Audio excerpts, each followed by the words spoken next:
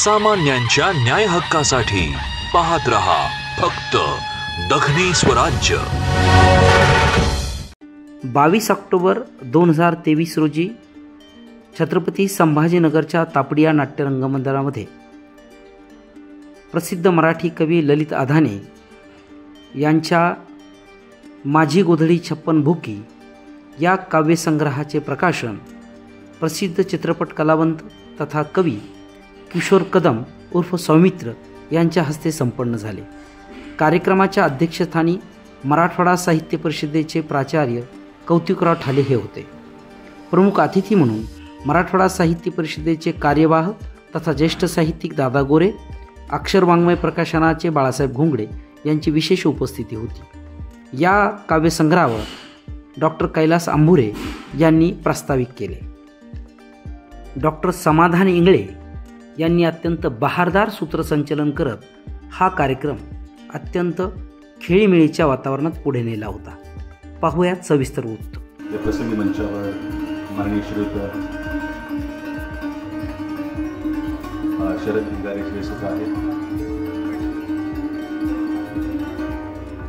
या समारंभाच्या संयोजकांपैकी ही कल्पकता आहे आणि मला वाटतं की अभिनंदनीय आहे। आपण टाळ्या वाजून या कृतीचं एक समर्थन, एक अभिनंदन की साहित्याच्या क्षेत्रामध्ये वामनदादा कर्डकांचे फार शब्द आहेत, धारदार्या शस्त्रांना घेऊन की नीच नीतीचा कापू गळा, त्या रक्ताचा लेऊ टिळा, मंजुळा पाजळ आपला इळा, चलग रणामध्ये लढण्याचं पावित्र्य धारण करणं शेतकऱ्यांचे आंदोलन सध्या होत आहे।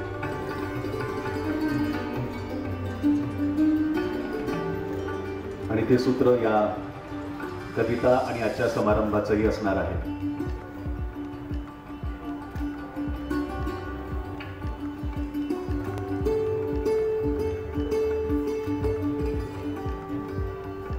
आदरणीय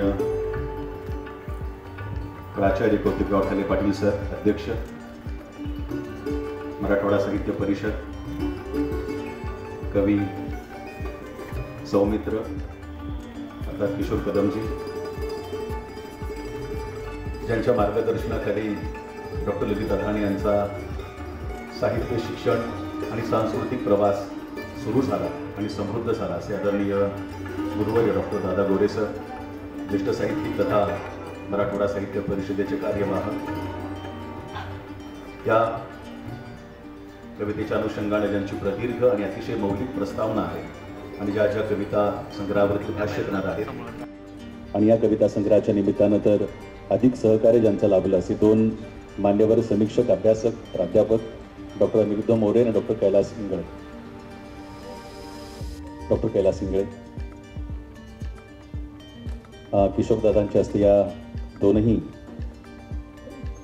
सहकारी समीक्षकांच्या नजरेतून, अभ्यासकांच्या नजरेतून आपल्याच कवितेकडे बघणं प्रकाशनाच्या आधी ही गोष्ट डॉक्टर ललित अधाने यांना साधलेली आहे। डॉक्टर कैलास इंगळे आणि ज्यांनी फार सुंदर लेआउट आणि मांडणी केली असे आमचे माऊली श्रीयुत ज्ञानेश्वर अधाने दादा,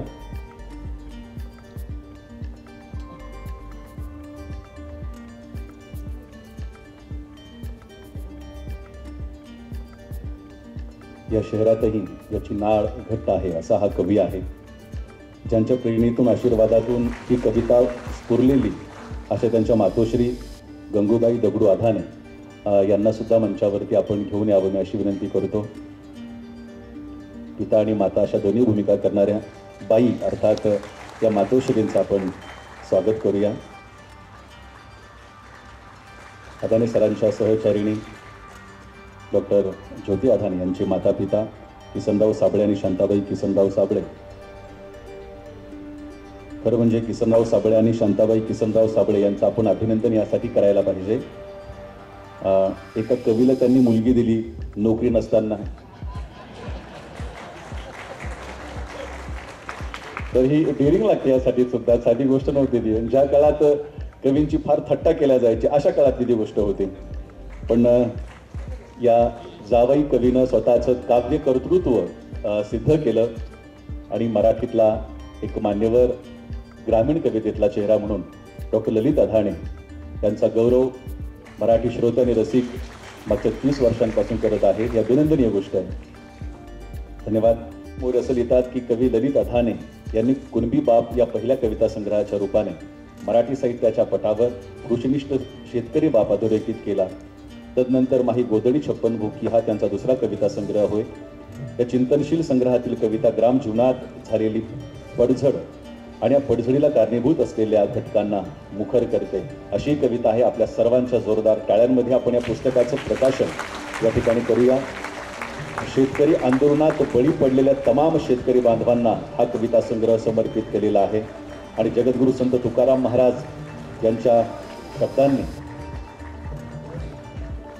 शब्दांची फार सुंदर पुष्टी यासाठी आहे की अतिवादी लावी एक बोट सोंग दावी, त्याचा बहुरूपी नट नय वैष्णव तो चाट, प्रतिवादी वाळी एका पूजी एका छळी, तुका म्हणे नाही भूत ज्याचे. म्हणून कवी म्हणून आणि मराठीतला अतिशय प्रतिभावान माणूस म्हणून कवी सौमित्र अर्थात किशोर कदम यांचं महत्त्व आपल्या सर्वांना आहे.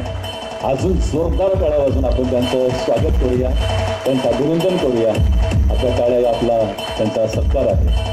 सह्याद्री प्रतिष्ठानच्या वतीनं कवी पी विठ्ठल हे सौमित्र अर्थात किशोरदादांचं स्वागत करतील.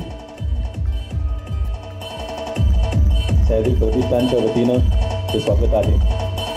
सह्याद्री साहित्य कला आणि सांस्कृतिक प्रतिष्ठानच्या वतीनं आम्ही सर्व लोक विद्यार्थी असताना विविध उपक्रम घेत होतो. या संपूर्ण प्रवाहामध्ये ते उपक्रम आजही लक्षणीय आहे आणि सगळ्यांच्या लक्षात आहे. धन्यवाद. गुरुवर्य आदरणीय डॉक्टर दादा गोरे सर यांचं स्वागत डॉक्टर धनंजय माने सरांनी करावं अशी विनंती आहे. ज्येष्ठ साहित्यिक, समीक्षक, मराठवाडा साहित्य परिषदेचे कार्यवाह आणि शेकडो साहित्यिकांना, हजारो प्राध्यापकांना आणि अशा असंख्य विद्यार्थ्यांना साहित्य वर्तुळात घेऊन येणारे, त्यांना प्रवाहित करणारे आदरणीय डॉक्टर दादा गोरे सर यांचं स्वागत आहे. या कवितेला खेळण्यापूर्वी जर आपण प्रस्तावना वाचली तर त्या कवितेचा अर्थ उलगडत जातो असे अतिशय साक्षी समीक्षक डॉक्टर कैलास अंबोरे सर यांचं स्वागत कवी सुनील उबाळे यांनी करावं अशी विनंती आहे. ज्यांनी बाहेर एक सुंदर रांगोळी रेखाटलेली आहे असे चित्रकार, पेंटर सुनील उबाळेजी आणि महेंद्र खाजेकर यांचं आपण त्या रांगोळीसाठी सुद्धा टाळ्या वाजवून अभिनंदन करूया. डॉक्टर कैलास अंबोरे सरांचं ते स्वागत करत आहे. अक्षर वाङ्मय प्रकाशन पुणे ज्यांनी अतिशय देखणा कविता संग्रह आपल्या समोर ठेवला, माननीय बाळासाहेब घोंगडे सर यांचं स्वागत कवी डॉक्टर विष्णू सुरास यांनी करावं अशी विनंती आहे. वात्र टीकाकार, विडंबनकार कवी डॉक्टर विष्णू सुरासे स्वागत करत आहेत. प्रकाशक बाळासाहेब घोंगडे यांचं.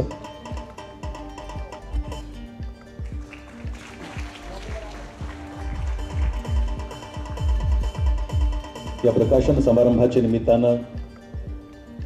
निमित्त जरी प्रकाशन समारंभ असलं, प्रकाशन असलं तर त्या निमित्तानं त्या कलाकृतीवरती चिंतन होतं आणि अनुषंगानं आजचा संपूर्ण कार्यक्रम या कवितेच्या अनुषंगानं ग्रामीण साहित्य, सद्य परिस्थिती, समकालीन वास्तव या संदर्भात चर्चा करणार असणार आहे. या कार्यक्रमाचं प्रास्ताविक आमचे सन्मित्र माननीय श्रीयुत शरद भिंगारे सरांनी करावं अशी विनंती आहे.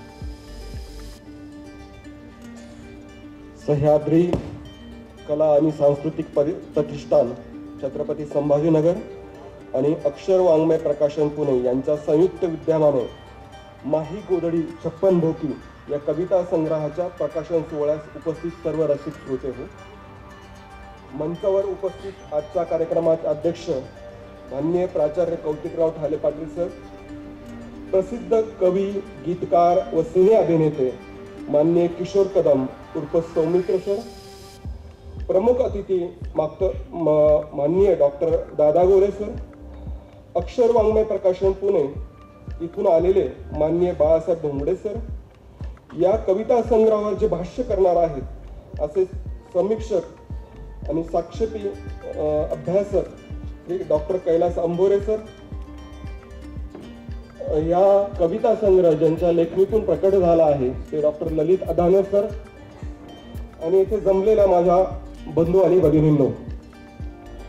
कुणबी बाप हा काव्यसंग्रह येऊन ललित अधाने सरांचा पहिला काव्यसंग्रह होता कुणबी बाप आणि हा काव्यसंग्रह ज्या वेळेस आला होता त्याला आज जवळपास 20 वर्ष उलटून गेलेली आहेत आणि ज्या वेळेस 20 वर्षापूर्वी आला होता त्यावेळेस सुद्धा 1991च्या आर्थिक धोरणांना जे देशामध्ये बदल घडत होते त्या पार्श्वभूमीवर तो आला होता आणि नंतरच्या कालखंडामध्ये त्याला सुद्धा 20 वर्ष उलटून गेल्यानंतर समाजामध्ये आजूबाजूला खूप प्रचंड असे बदल घडले होते, उलथापालथ घडली होती.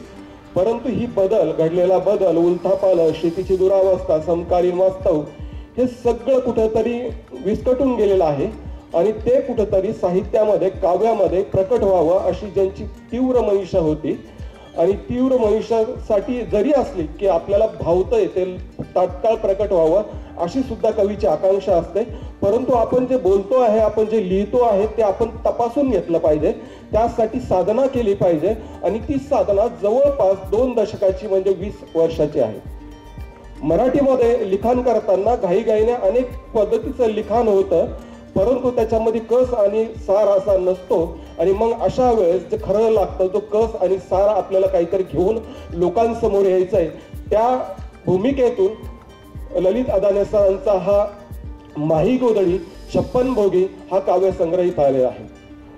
याच्यानंतर आजपासून सुमारे 100 वर्षापूर्वी M.N. रॉय नावाचे एक विचारवंत होते, कम्युनिस्ट विचारवंत होते आणि त्यांना एकदा विचारलं होतं की आजपासून 100 वर्षापूर्वी म्हणजे 1930चा तो काळ असावा आणि त्यावेळेस जगभर, भारतभर सोशलिझम, कम्युनिझम, कॅपिटलिझम, गांधीइझम हे सगळे तिथं प्रवाह वाहत होते आणि त्यावेळेस सगळे प्रभावित होत होते.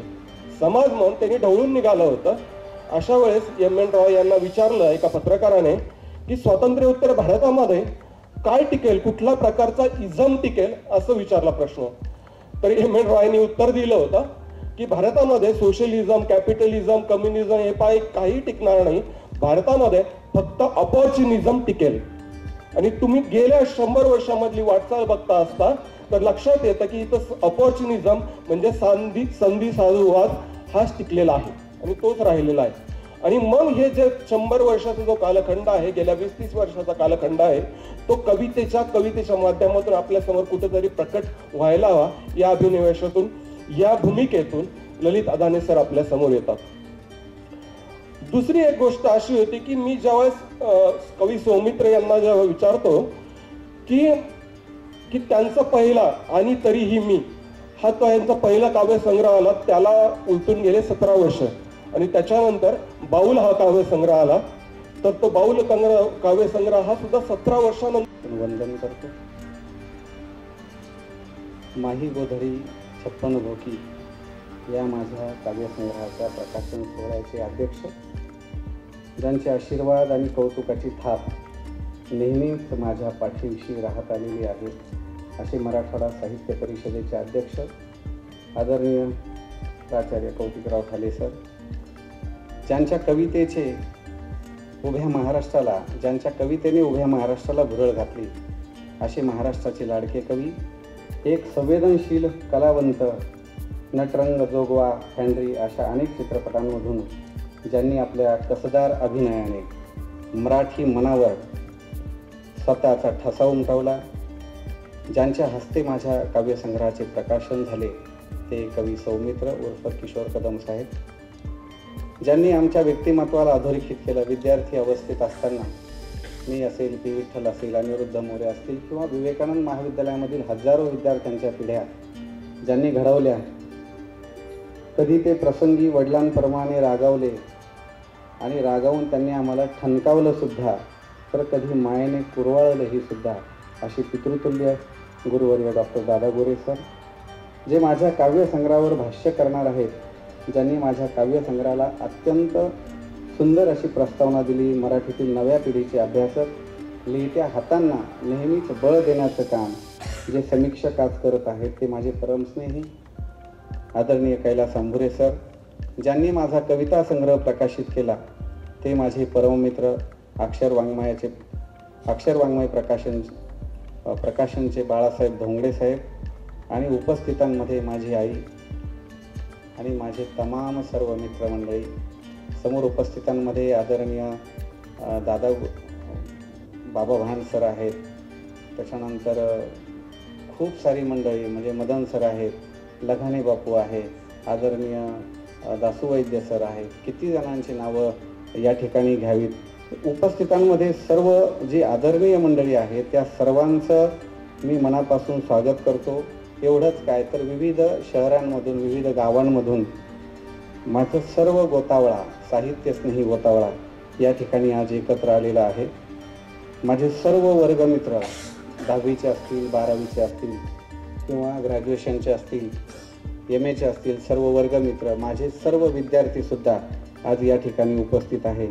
महाविद्यालयातले सहकारी, वेगवेगळ्या महाविद्यालयामध्ये आम्हाला काम करावं लागतं, तर माझ्या सर्व महाविद्यालयामधील सर्व माझे सहकारी बांधव या ठिकाणी उपस्थित आहेत. देऊळगाव राजा असेल, हिवराश्रम असेल, नांदेड असेल, बीड असेल, केज असेल, गेवराई असेल किंवा इकडं वैजापूर असेल, सर्व गावांमधून आज माझ्या कवितेच्या प्रेमापोटी आणि माझ्या कुटुंबाच्या प्रेमापोटी सोनवणे सर असतील किंवा अकुलवार सर, ही सगळी मंडळी या ठिकाणी उपस्थित झालेली आहे. मी एवढंच म्हणेन की ही सर्व माझ्या काळजातला अनमोल ठेवा आहे. आपण सर्वजण माझ्या काळजातला अनमोल ठेवा आहे आणि हा ठेवा मी असाच कायमस्वरूपी जपून ठेवील. आपल्या प्रेमाच्या ओलाव्याने माझी कविता नेहमी सतेज राहील. माझ्या कवितेवर प्रेम करणाऱ्या तमाम साहित्य रसिक मायबाप हो. मी माझ्या कवितेबद्दल काय बोलू. विचारपीठावरील सर्वच मान्यवर त्यावर आपलं म्हणणं मांडतील. कविता ही सत्तेची नव्हे तर सत्याची बाजू घेणारी असली पाहिजे यावर माझा ठाम विश्वास आहे. तिने कोणत्याही सत्ताधाऱ्याची बटीक होऊ नये. तिने कायम वंचितांच्या, गरिबांच्या, शोषितांच्या बाजूने उभे राहायला हवे असे माझे ठाम मत आहे. शेतकरी, कष्टकरी हा तिचा आत्मा असायला हवा. कवितेनं बरं बोलण्याऐवजी खरं बोललं पाहिजे. आज समाजामध्ये माजलेलं तणकट काढायचं असेल तर धारधार विचाराच्या खुरप्याने त्याचा समाचार घ्यायला हवा. स्वातंत्र्य प्राप्तीपासून नव्हे तर हजारो पिढ्यांपासून विकासाचं पाणी आणि ज्ञानाचा जीवनदायी प्रकाश हा काही विशिष्ट वर्गांकडे जात आहोत. आम्ही दारे धरण्यासाठी किंवा पिकाला पाणी भरण्यासाठी खोऱ्याचा किंवा फावड्याचा वापर करतो. आता सर्व वाफ्यांमध्ये हे विकासाचं जीवनदायी पाणी आणि ज्ञानाचा प्रकाश समांतरपणे देण्याची वेळ आली आहे. माजलेला केना कायमस्वरूपी काढून फेकायची वेळ आली आहे. तर समाज मनाच्या खोल तळाशी नांगराचा फाळ घालून किंवा धारदार विचाराच्या टिकावाने खोदून त्यावर फराट फिरवून किंवा रोटावेटर मारून मोठमोठी ढेकळं चुरा करण्याची वेळ आलेली आहे. कारण ढेकळं आणि काशा शेतात असणं हे कुठल्याही शेतकऱ्याला किंवा समाजाला परवडणारी गोष्ट नसते. आज निखळ ढेकळांचा आणि माजलेल्या तणांचा सर्वत्र कब्जा केला आहे. आमचा सत्व आणि सत्व यामुळे गमावून आम्ही बसलोय. गावरान बोरीच्या झाडावर कलम बांधून आम्ही ॲपल बोरं पिकवली. गावरान बोरीच्या झाडावर कलम बांधून आम्ही ॲपल बोरं पिकवली. गावरान गाईला व्हेटरनरी डॉक्टरकडे नेऊन 25% संकरित वाणाचीही पैदास केली. व्हरायटी टिश्यू कल्चर ऊस लावून रान कसं हिरवं कंच झालं. व्हरायटी टिश्यू कल्चर ऊस लावून रान कसं हिरवं कंच झालं. कलमी आंब्याच्या इस्रायली पद्धतीनं तर कमालच केली. पण आता सर्वच कसं संकरित. पण ऊसातली गोडी, बोरीतला पिढीजात आंबटपणा, आंब्याची गावरान चव आणि दुधातली सत्व शोधू कुठे हा प्रश्न नेहमी माझ्या मनाला भेडसावत असतो. आणि अशी परिस्थिती आज आमच्या सर्वांवर आली आहे. आता काशा नेस्तनाबूत करायच्या असतील तर त्यांना वेचून डांबरी रस्त्यावर टाकावं लागतं. कारण की त्या काशा तशाच शेतात राहिल्या तर शेतात पुन्हा तण माजू शकतं आणि म्हणून कायमस्वरूपी त्यांना डांबरी रस्त्यावर टाकून त्याच्यावरतून आपण वाहनं फिरवली पाहिजे. नाहीतर बांडगुळासारखी वाढणारी बेश्रमांची झाडं आज सर्वत्र पसरली आहेत. आजचा वर्तमान काळ सामान्य शेतकऱ्यांना अंधकारमय दिसत असून भविष्याची कुठलीही स्वप्न साकार होतील याची शाश्वता राहिली नाही. जनजीवन भांबावून गेले आहे. ज्यांनी आम्हाला सुखाची स्वप्न दाखवली आज तेच सामान्य माणसांच्या स्वप्नाचा चुरडा करायला निघालेत. आज सामान्य शेतकरी, शेतमजूर, कष्टकरी धास्तावलेला आहे. पण संपूर्ण आयुष्य हे केवळ आणि केवळ आमचं घाबरण्यामध्ये जातं. लहान असतानापासून तर मरेपर्यंत आम्ही याला त्याला घाबरत असतो. म्हणून आयुष्यभर साला आपण कुणाच्या न कुणाच्या राहतो धाकात. आयुष्यभर साला आपण कुणाच्या न कुणाच्या राहतो धाकात. ज्याला ज्याला जमलं त्यानं व्यसन घातली नाकात. आपल्या नाडलेले दादाभाई. बिबे संक्रांतीला आपण देतो, पण त्याला जो गोटा येतो तो किती जहाल असतो हे सगळ्यांना माहिती आहे. बिबे घातले डोळ्यात आणि शेंदूर ओतला गळ्यात. बिबे घातले डोळ्यात आणि शेंदूर ओतला गळ्यात. दृष्टीहीन झाला आम आदमी, अडकला वाघुरी जाळ्यात. दृष्टीहीन झाला आम आदमी, अडकला वाघुरी जाळ्यात. घासा बसला मळा सुटला, घासा बसला मळा सुटला. वावटळीत पागोट गेलं उडून. घसा बसला मळा सुटला, वावटळीत पागोट गेलं उडून. अंधाराची चादर पसरली, दुःख छातीवर काढलं तळून. अंधाराची चादर पसरली, दुःख छातीवर काढलं तळून. काली काली महाकाली इंदर की बेटी ब्रह्मा की साली. काली काली महाकाली इंदर की बेटी ब्रह्मा की साली. कहाँ चली कंचनी के झाड़ चली. कहाँ चली कंचनी के झाड़ चली. कौन खड़ा उठा मड़ा डाल मसान में. कौन खड़ा उठा मड़ा डाल मसान में. असं म्हणून मारली मूठ, असं म्हणून मारली मूठ. श्रद्धेच्या दलदलीत अंधश्रद्धेचं झपाटू लागलं पांढरं भूत. श्रद्धेच्या दलदलीत अंधश्रद्धेचं झपाटू लागलं पांढरं भूत. कोण बाबा कोण काजी, कोण बाबा कोण काजी, अल्ला रामाची खातात भजी. कोण बाबा कोण काजी, अल्ला रामाची खातात भजी. नमाज पूजा बोंबा बोंबी, नमाज पूजा बोंबा बोंबी आणि चौका चौका झोंबा झोंबी. नमाज पूजा बोंबा बोंबी आणि चौका चौका झोंबा झोंबी. निघता सुरे गावठी कट्टे, निघता सुरे गावठी कट्टे. लोकशाहीच्या जांघेवरती गचकर नाट्याचे उठले चट्टे. पेटली घरं पेटली गल्ली, पेटली घरं पेटली गल्ली. अणुभट्टीच्या तोंडावरून हात फिरवत बसली दिल्ली. अणुभट्टीच्या तोंडावरून हात फिरवत बसली दिल्ली. पोळली सीमा बांध पोळले, पोळली सीमा बांध पोळले. मशिदीच्याही पडल्या भिंती, मशिदीच्याही पडल्या भिंती. मठाला भगदाड पडले. नकोच आता इथे कुणाला सत्य अहिंसेचे कडू कारले. नकोच आता इथे कुणाला सत्य अहिंसेचे कडू कारले. माणुसकी देते आचक्या, सौहार्द संसदेत वारले. जीवनाविन माशाची तडफड तशी जाहली लोकशाही. जीवनाविन माशाची तडफड तशी जाहली लोकशाही. रक्ताचा रंग एकच विसरून गेले दादाभाई. रक्ताचा रंग एकच विसरून गेले दादाभाई. बऱ्याच जणांनी ऐकलेली असेल.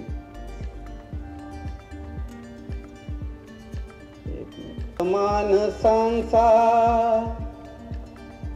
भरलेला पाहिला मी, बाजार माणसांचा भरलेला पाहिला मी. देवास वाहिलेला माणूस पाहिला मी. देवास वाहिलेला माणूस पाहिला मी. कोणती अशी गरिबी आलिया नभाला. कोणती अशी गरिबी आलिया नभाला. तारका अंबरीच्या, तारका अंबरीच्या तुटताना पाहिल्या मी. तारका अंबरीच्या तुटताना पाहिल्या मी.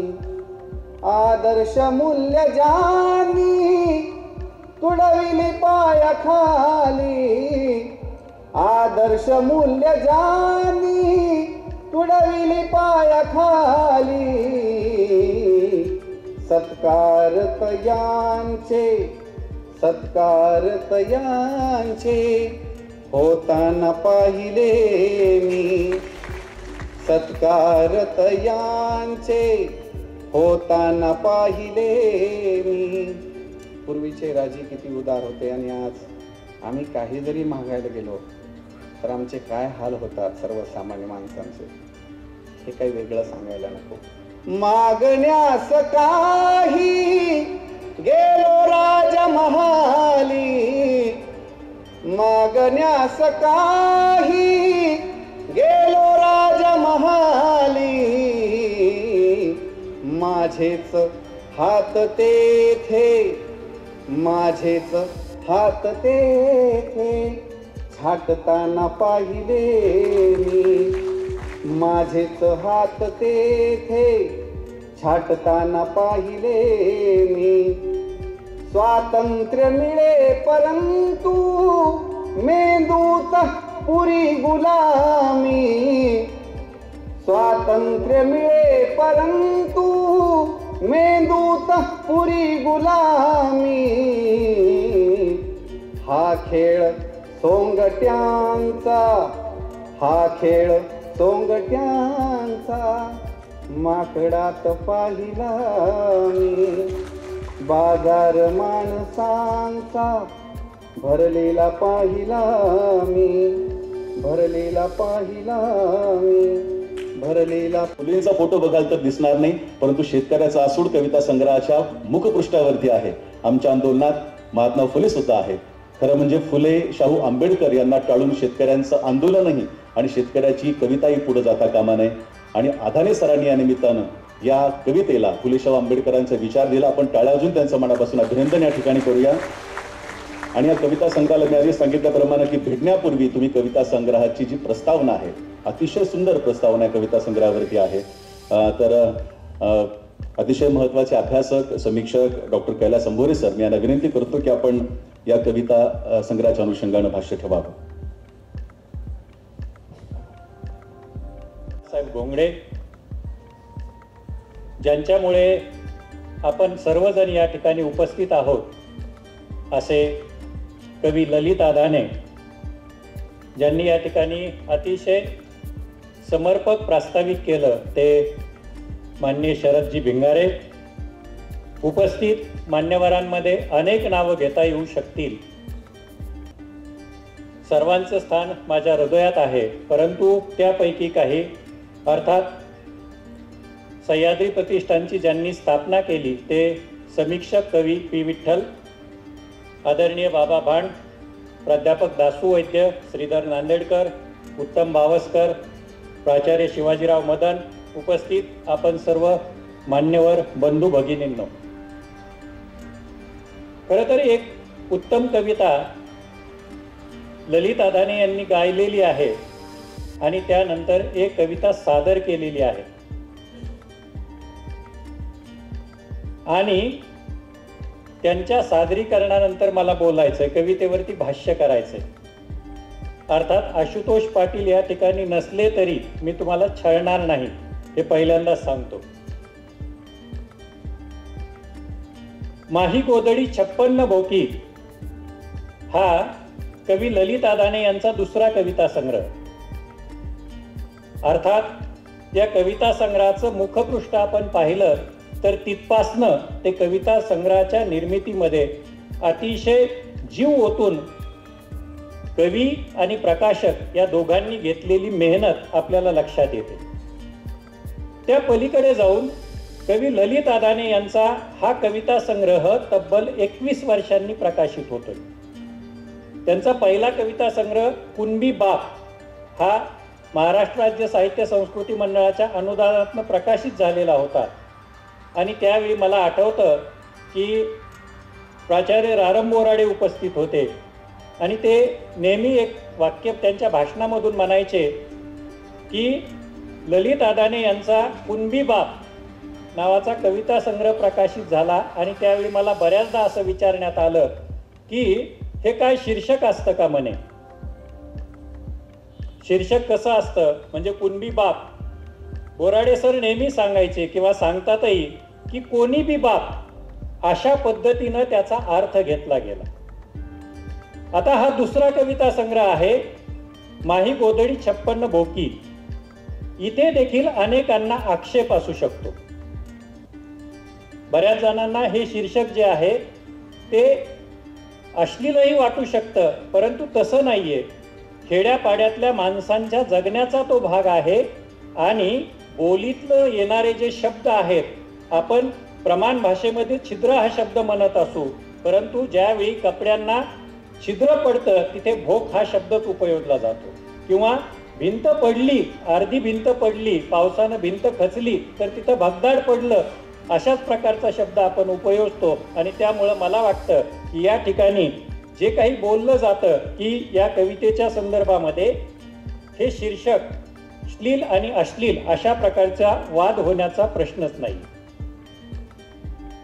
अदान्यांचा जो पहिला कविता संग्रह आला किंवा साधारणपणे 2000 नंतरची एकूणच असणारी ग्रामीण कविता जी आहे, त्या ग्रामीण कवितेच्या केंद्रवरती मोठ्या प्रमाणात शेतकऱ्यांच्या आत्महत्या असलेल्या आपल्याला दिसून येतात.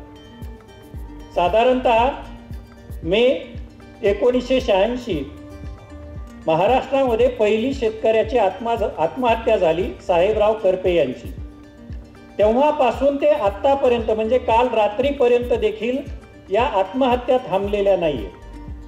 पहिल्या कविता संग्रहाच्या केंद्रस्थानी देखील शेतकऱ्यांची आत्महत्या होती आणि आजही या कविता संग्रहाच्या केंद्रस्थानी शेतकऱ्याची आत्महत्या, त्याचा छळ, त्याच्यावरती होणारा अन्याय अत्याचार असल्याला आपल्याला लक्षात येतो. मग बदल काय झाला? गेल्या 20 वर्षामध्ये तर आमूलाग्र बदल झालेले आपल्याला दिसतात. म्हणजे सत्तांतर जसं झालं, सत्ता बदलली, तसे सामाजिक, आर्थिक, राजकीय, सांस्कृतिक असे विविध प्रकारचे बदल झालेले आहेत.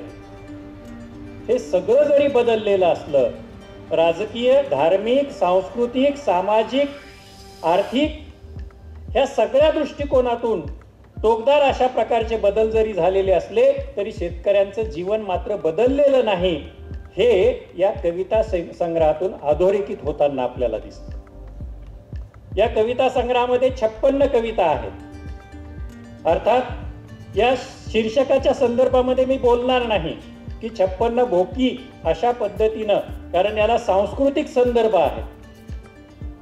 याला हिंदू मिथकाच्या संदर्भातले काही अनुबंध आहेत, पण त्याशिवाय देखील याला भोग आणि भोग या अनुषंगाने शेतकरी जे निर्मिती करतात, सर्जन करतात, त्याचे देखील संदर्भ असलेले आपल्याला दिसतात. ही कविता वाचल्यानंतर तुम्हाला लक्षात येईल. संग्रहामध्ये 56 कविता आहेत. त्या 56 कविता 4 विभागांमध्ये विभागलेल्या आहेत.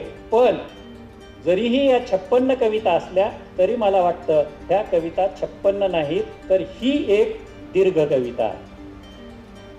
एवढं एक सुंदर सूत्र या कवितांच्या मध्यवर्ती असलेलं आपल्याला दिसून येतं, अगदी प्रारंभापासून ते आतापर्यंत.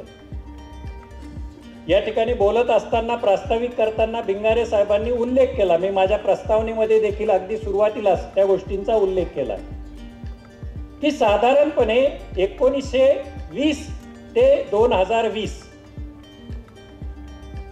महासत्तेचं आपण स्वप्न पाहिलं. 1920 नंतर देशामध्ये जे काही महत्वाचे बदल झाले होते त्या 4 बदलांचा फक्त या ठिकाणी उल्लेख करतो, ज्यापैकी एक मानवेंद्रनाथ राय यांचा उल्लेख केलेला आहे भिंगारे साहेबांनी, तो या ठिकाणी आहेच. स्वातंत्र्य चळवळीची सूत्र ही लोकमान्य टिळकांकडून गांधीजींकडे येतात. डॉक्टर बाबासाहेब आंबेडकरांचा मूक नायकाच्या स्वरूपामध्ये सार्वजनिक संदर्भामध्ये उदय होतो. छत्रपती राजर्षी शाहू महाराज दलितांचे उद्धार करते म्हणून बाबासाहेबांकडे पाहायला लागतात. दरम्यानच्या काळामध्ये आंतरराष्ट्रीय पातळीवरती मानवेंद्रनाथ रॉय यांचं नाव जातं आणि त्याच वेळी त्या दरम्यानच्याच काळामध्ये एक अतिशयांना जमत नाही, अभिव्यक्ती के खतरे उठाने होंगे अशा प्रकारचा विचार या कवितेमध्ये सुद्धा आपल्याला दिसतो. ही कविता जी आहे, आमच्याकडच्या अनेक कवी तुकोबांशी नाळ जोडलेली आहे असं सांगतात, आम्ही तुकोबांच्या कुळातले आहोत असं सांगतात, फक्त ते बोलण्यासाठी असतं. फक्त ते बोलण्यासाठी असतं, फक्त ते लिहिण्यासाठी असतं, पण ते सगळ्याच कवींच्या कवितेमध्ये येतं अशातला भाग नाही. अर्थात याला बहुसंख्य अपवादही आहेत,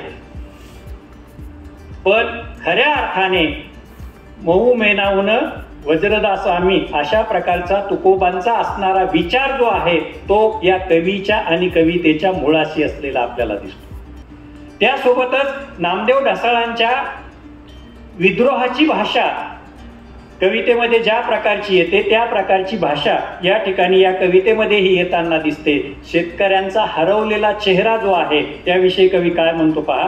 काल परवा शिवारात एक बेवारस प्रेत सापडलं. काल परवा शिवारात एक बेवारस प्रेत सापडलं, म्हणे त्याला चेहराच नव्हता. मी गेलो आणि म्हणालो, कोण रे बाबा तू? तेव्हा त्याचं धड म्हणालं, बाबू मी शेतकरी आहे. ही आहे आपल्या देशाची अवस्था. असो, बोलण्यासारखं खूप आहे, परंतु ही कविता जी आहे या कविता संग्रहामध्ये 56 जरी कविता असल्या तरी देखील अनेक संदर्भ समकालीन सांस्कृतिक, सामाजिक, कृषी, आर्थिक या प्रकारचे असणारे ऐतिहासिक संदर्भ या कवितेमध्ये येतात. आणि ती कविता तुम्हाला जर समजून घ्यायची असेल तर तुम्हाला संदर्भलक्षी व्हावं लागतं, बहुकेंद्री व्हावं लागतं. या पलीकडे जाऊन आणखी देखील म्हणजे अदानींची पहिली कविता गेय होती आणि दुसरी कविता त्यांनी वाचून सादर केली. अर्थात या दोन्हींचं मिश्रण देखील या संग्रहामध्ये तुम्हाला दिसतं. क्रांतीची भाषा येते, काही प्रमाणामध्ये गायनाच्या स्वरूपामध्ये तालबद्ध लयबद्ध अशा स्वरूपातल्या ओळी येतात, तर काही ठिकाणी मात्र लय बिघडताना आपल्याला दिसते. असं असलं तरी समकालीन परिप्रेक्ष्याच्या दृष्टिकोनातून विचार करत असताना ही कविता मराठी ग्रामीण कवितेमध्ये पहिल्यांदा विद्रोहाची भाषा बोलणारी आहे. शेतकऱ्यांच्या खऱ्या वास्तव असणाऱ्या प्रश्नांना वाचा फोडण्याचं काम करते. एवढं बोलतो आणि थांबतो. धन्यवाद. ऐकलंय की ते अदानी अदानी का ऐकू येतंय कळत नाही.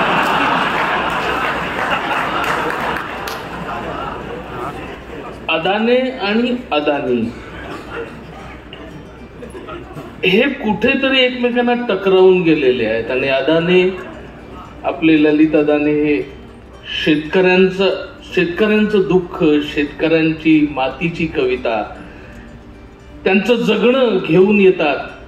आणि दुसरीकडे अदानी त्या शेतकऱ्यांसाठी त्यांनी पिकवलेल्या धान्याची मोठमोठी गोदाम तयार करण्याच्या तयारीला लागलेले असतात. म्हणजे दोन्हीकडून प्रगती चाललेलीच असते. असो, योगायोगाची गोष्ट असते. माझं नाव माझ्या शुभ हस्ते प्रकाशन म्हटल्यावर बोलण्याची जबाबदारी थोडीशी कमी होते कवितेवर, कारण प्रकाशन आपण केलेलं आहे. आणि आता कवितेवर इतके जण इतक्या पद्धतीनं बोललेले आहेत. मी वेगळं काय बोलणार तरी सुद्धा थोडंसं बोलण्याचा प्रयत्न करतो. याच्यातल्या काही कविता मी तुम्हाला म्हणून दाखवतो.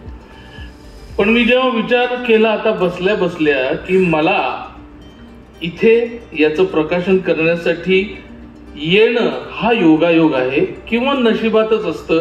या कविता संग्रहाच्या नशिबात मी असेल की माझ्या नशिबात हा कविता संग्रह प्रकाशित व्हावा असं असेल. जेव्हा सरांनी सांगितलं की महाराष्ट्रातला पहिली शेतकऱ्याची आत्महत्या जी झाली साहेबराव करपे, मी विसरून गेलो होतो. त्या साहेबराव करपेची भूमिका 10 वर्षांपूर्वी एका शॉर्ट फिल्म मध्ये मीच केलेली होती. हा योगायोग आहे. पहिला कविता संग्रह माझा आणि तरीही मी आला आणि त्याच्यानंतर 17 वर्षांनी बाऊल आला, 21 वर्षांनी यांचा कविता संग्रह आला. हा एक योगायोग आहे. जो सारामागो नावाचा एक फार मोठा पोर्तुगीज लेखक आहे, त्याने वयाच्या 50व्या-51व्या वर्षी कादंबरी लिहिली. तेव्हा त्याला विचारलं की तुम्ही 50व्या वर्षी एवढा वेळ का घेतला कादंबरी लिहायला? तेव्हा तो म्हणाला होता, हे आयुष्य समजून घ्यायला निदान 50 वर्ष तरी थांबायला पाहिजे. तर हा जो मधला 21 वर्षांचा काळ आहे आणि 17 वर्षांचा काळ आहे, तो स्वतःला आणि आयुष्याला समजून घेण्याच्या धडपडीतला काळ होता असं मानायला हरकत नाही.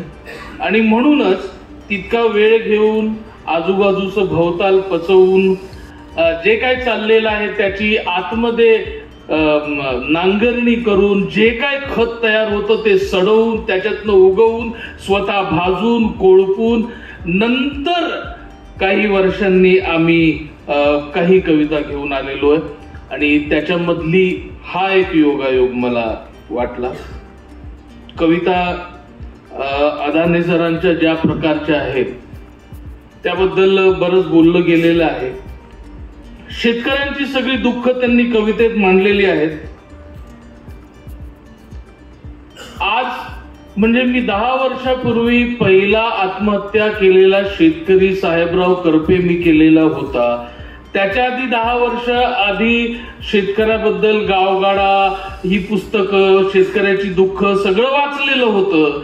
10 वर्षांनंतर ती भूमिका केलेली होती. 10 वर्षांपूर्वीच गजेंद्र अहिरेच्या पांडर नावाच्या सिनेमामध्ये एक BA झालेला विद्यार्थी शेतकरी होण्याचा म्हणजे शेतकरी कुटुंबातला विद्यार्थी शिकून सवरून नंतर शेती करण्याचा निर्णय घेतो, पण व्यवस्था त्याला कशी ते करू देत नाही याच्याबद्दलची भूमिका केलेली होती. त्याच्यामुळे मी मुंबईमध्ये जरी लहानाचा मोठा झालेलो असलो तरी या मातीशी आणि शेतीशी, या प्रश्नाशी, या भवतालाशी माझा एक संवेदनशील कलावंत आणि माणूस म्हणून खूप जवळचा संबंध आहे असं मला वाटतं. आजपर्यंत तुम्ही जी समजा कामं पाहिली असतील, फॅन्ड्रीमध्ये जे डुक्कर पकडणाऱ्याचं काम आहे, मी काही कधी डुक्कर पकडले नाहीत आयुष्यात, परंतु ते कसं करू शकलो मी. किंवा जोगवामध्ये एका जोगत्याची भूमिका केली होती यमन्या नावाचा. मी काही कधी साडी घालून बाहेर उभा राहिलो नव्हतो, पण तिथपर्यंत त्या दुःखाच्या त्या भावनेला स्पर्श करण्या इतपत आतली जमीन तयार करण्यासाठी गेली 30 वर्ष मी सुद्धा काम केलेलं आहे. आणि म्हणूनच मी कदाचित फॅन्ड्री मधला तो वाटत असेल, यमुना मधला तो वाटत असेल, नटरंग मधला तो वाटत असेल, कवितेमधला सौमित्र वाटत असेल, गालिब मधला गालिब वाटत असेल, आत्महत्या करणारा वाटत असेल. शेतकऱ्यांची आत्महत्या आणि कवीची आत्महत्या सारखीच असते असं मला वाटतं, कारण दोघेही सृजनत्व देणारे आहेत. आणि जेव्हा एखाद्या कलावंताला असं वाटतं की आपल्याकडून याच्या पुढे काहीही निर्माण होणार नाही, क्रिएटिव्ह निर्माण होणार नाही, तेव्हा वारंवार त्याला आत्महत्या करावीशी वाटते. आणि शेतकऱ्याला जेव्हा कळतं की व्यवस्था आपल्याला साथ देत नाही, आपण थंडी वाऱ्याला, वातावरणाला न जुमानता पुन्हा पुन्हा आशेने नांगरत राहतो आणि पुन्हा पुन्हा कधी पीक येतं, कधी नाही येत, कधी मिळतं, कधी नाही मिळत, आणि तरी सुद्धा आपण शेती करणं हा आपला धर्म सोडत नाही. पण तरी सुद्धा कधी कधी त्याला वाटतं आपण आत्महत्या करायला पाहिजे, आता याच्या पुढे आपण सहन करू शकत नाही. तर दोघेही सृजनत्वाचे प्रवासी आहेत असं मला वाटतं. आता जरांगे पाटलांचा उल्लेख केला गेला, कालपासून आम्ही त्या सभेबद्दलच बोलतो आहोत. इतकी गर्दी 11-12 किलोमीटरवर लोक पसरलेली, जवळजवळ लाखो लोक पसरलेली, आणि त्या सभेपर्यंत पोहोचण्यासाठी लोकांना जवळजवळ 2 तास लागत होते त्या रंगमंचापर्यंत. इतकी लोक येतात कुठून? ही लोक आली आहेत की आणली गेली आहेत? अर्धी आली असतील, अर्धी आणलीही गेली असतील, पण मुद्दा हा आहे की जो आरक्षणाचा मुद्दा मध्यमवर्गीयांसाठी मांडला जातो आहे, मराठ्यांसाठी मांडला जातो आहे, त्या उच्चवर्गीय कुणी तिथे दिसत नाहीत.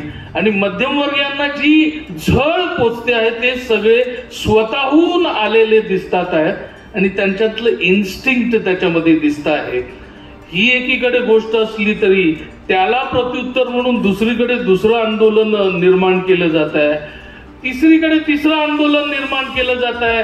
आमच्यासारख्या कलावंतांना आणि मग अदानी बोललो, अदानी नाही, अदानींसारख्या कलावंतांना मग प्रश्न पडतो की काय चाललं आहे नक्की, हे खरं आहे की ते खरं आहे, मी याची बाजू घेऊ की त्याची बाजू घेऊ, याच्यामध्ये मी माझी बाजू घेण्याचं विसरतो आहे का, मी माझी बाजू पुन्हा पुन्हा बदलतो आहे का, असे अनेक प्रश्न ज्या कलावंताला पडतात तोच अदानींसारखी कविता लिहू शकतो असं मला वाटतं. आणि ती कविता आहे असं म्हणतं ते. आता आपण पाहिलेलं आहे की केवढं मोठं शेतकऱ्यांचं आंदोलन जे पंजाबमध्ये जे झालं, म्हणजे शेतकरी माणसामध्ये किती हिंमत असते, जर त्याने ठरवलं तर तो काय करू शकतो, किती डटून बसू शकतो, किती राहू शकतो, किती सहन करू शकतो आणि व्यवस्थेला 2 पावलं माग ढकलू शकतो. याचं उदाहरण म्हणजे ते पंजाबचं आपलं आंदोलन होतं. त्याच आंदोलनाबद्दलची ही कविता आहे की काय असं मला वाटतं. कुणी म्हणती साले, कुणी म्हणती फुकते, आम्ही करतो संप, तुमची काहून दुखते. आमच्या दुधा तुपावर यज्ञ तुमचा चालतो, मैद्याच्या पोत्यावनी देह तुमचा हालतो, दगड्या धोंड्याच्या देवावर ओतता तुम्ही दूध, कितीही हलवा गदा गदा त्याला नाही सूद. मेळघाटात आमचे भाऊ अन्नाविना मरते, आम्ही करतो संप, तुमची काहून दुखते. धृतराष्ट्रासारखी आंधळी तुमची नजर, देश विदेशात तुम्ही दाखवून राहिले गाजर. किती दिवसापासून तुम्ही अभ्यास करून राहिले, कोणते द्रोणाचार्य तुम्हाला गुरु म्हणून गावले. द्रौपदीचं वस्त्रहरण करणं तुम्ही सोडा, लोक लावतील निवडणुकीत मतदानाचा घोडा. रोज रोज नव्या पुढ्या काहून तुम्ही सोडते, आम्ही करतो संप, तुमची काहून दुखते. डांगराचा वेल तुम्ही पाहिला का कधी, पाहिली का खेंगडीची होते कशी नदी, पाहिली का खोंगडीची होते कशी नदी. भुसाऱ्यात कधी तुम्ही भरलं का भूस, पोखरते घराला कशी बुडाखाली घुस. पाहिले का रानडुक्कर कसा करते नाश, माझा बा कसा खातो रोज कडू घास.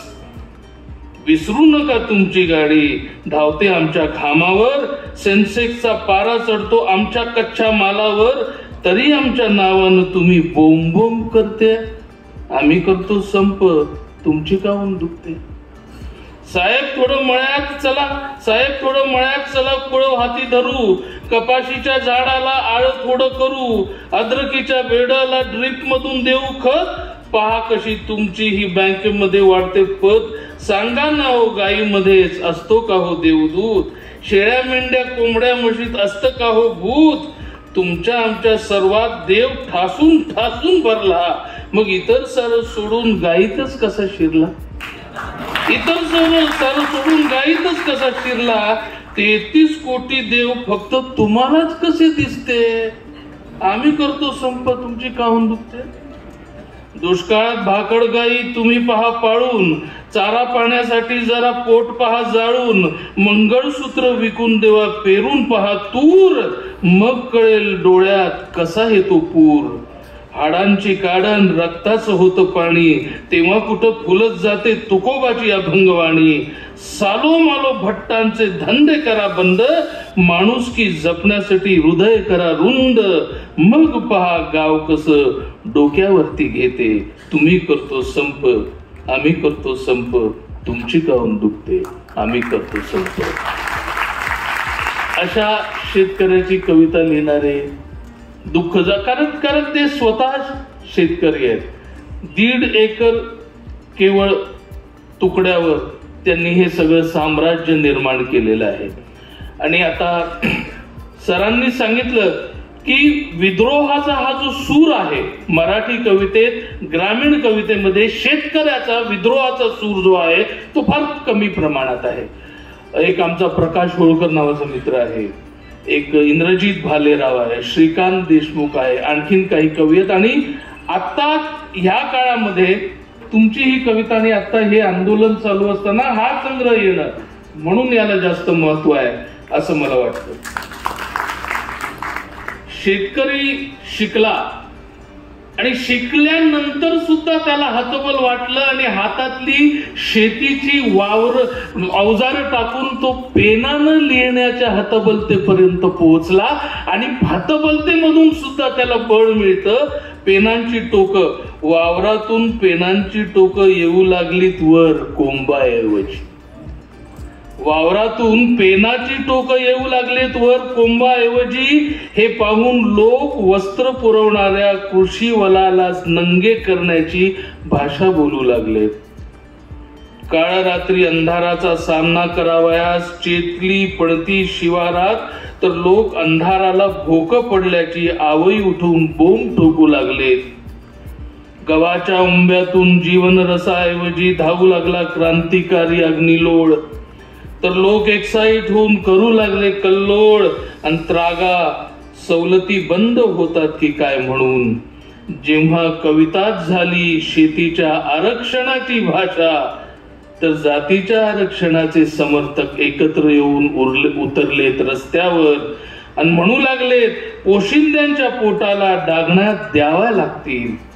मातीचा हुंकार होऊन बाहेर पडले शब्द तर लोकांनी तुला कवी म्हणून घेण्याची लाज वाटते असा कांगावा केला. आम्ही आहोत खुंट्याची बैल, आम्ही खांद्यावर घेतलं जू, म्हणून तुमच्या पोटाच्या खळग्या भरतात असे म्हणालो तर मी जहरी प्याला पाजला विचारांचा म्हणून अनेकांच्या मस्तकांच्या तडकून लाया झाल्या आणि मला जिवंत गाडण्याची भाषा ते करू लागले. मी मात्र आता 6 महिने शेती आणि 6 महिने युद्ध करायचे म्हणतोय लेखणीचं हत्यार घेऊन, लेखणीचं हत्यार घेऊन. आता आंबोरे सरांनी म्हटलं की त्यांनी सतत कविता लिहिली पाहिजे, पण मला त्यांचा हा विचारही खूप आवडला आणि नवीन विचार असा वाटतो. आता काल परवाच आपण कुठेतरी बसून बोलत होतो, अरे मुंबईत घरी असल्यावर किंवा कुणीही वाचणारा माणूस, लिहिणारा माणूस, क्रिएटिव्ह माणूस घरी असल्यावर वाचन होत नाही, लिहिणं होत नाही. कुठेतरी अनोळखी गावामध्ये जाऊन, अनोळखी हॉटेलमध्ये, रूम मध्ये जाऊन 2-3 दिवस राहावं आणि आपलं सगळं बॅकलॉग आहे वाचण्याचा, सिनेमा पाहण्याचा, असं मी सतत करत असतो. तर त्यांची आस ती आहे की 6 महिने शेती आणि 6 महिने लिहिणं. असं तुम्ही कवितेमध्ये लिहिलंय ते अतिशय क्रिएटिव्ह आणि नवीन आहे असं मला वाटतं. अशा सगळ्या आणि नंतर मग इतका सगळा अन्याय होत असताना एक दिवस माणसाची सहनशीलता संपते आणि सगळं म्हणतो ऐक ह्याच्यात गेलं सगळं आणि काय होईल ते होईल. आणि मग त्याच्यामध्ये एक वेगळा जोर येतो, तो व्यवस्थेला भिडतो.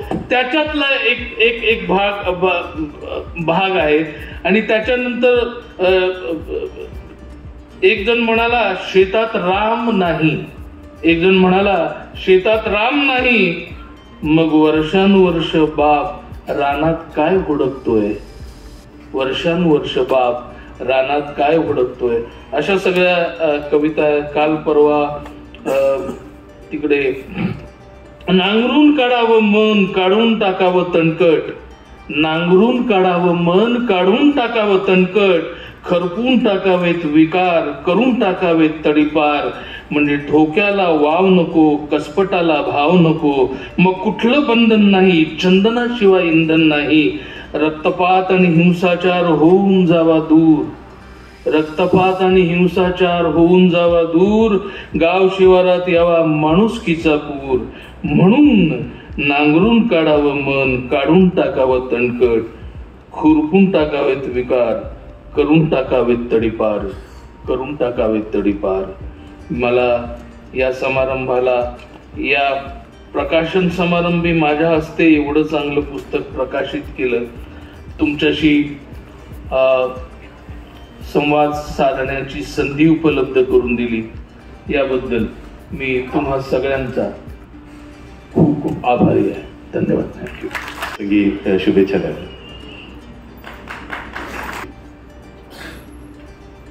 या कविता संग्रहाचे प्रकाशन सोहळ्याचे अध्यक्ष प्राचार्य कौतिकराव ठाले पाटील, ज्यांच्या शुभास्ते आपण या पुस्तकाचं प्रकाशन केलं ते सौमित्र, जे कवीही आहेत. त्यांचे 4 कविता संग्रहही प्रकाशित झालेले आहेत. वेगळी कविता त्यांची आहे. चित्रपटामध्ये त्यांनी ज्या भूमिका केलेल्या आहेत त्या भूमिकाही आपल्या मनाला फार आतून स्पर्श करून जाणाऱ्या अशी त्यांची भूमिका आहे. ते सौमित्र किशोर सानप.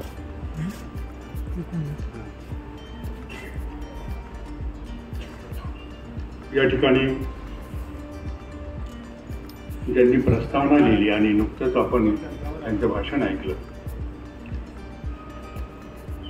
खरं तर या कार्यक्रमाच्या पूर्वी मी त्यांचं अभिनंदन केलेलं आहे. ते डॉक्टर कैलास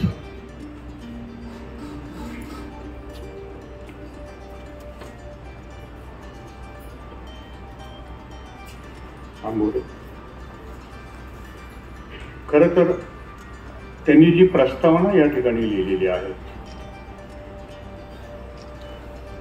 इतकी अभ्यासपूर्ण चिंतनशील असणारी ही प्रस्तावना आहे. खरं तर ती प्रस्तावना वाचल्यानंतर असं लक्षात येतं की मी काही बोलूच नाही. जर माझे विद्यार्थी मित्र जर एवढी छान प्रस्तावना लिहित असेल तर आता माझं काम संपलेलं आहे.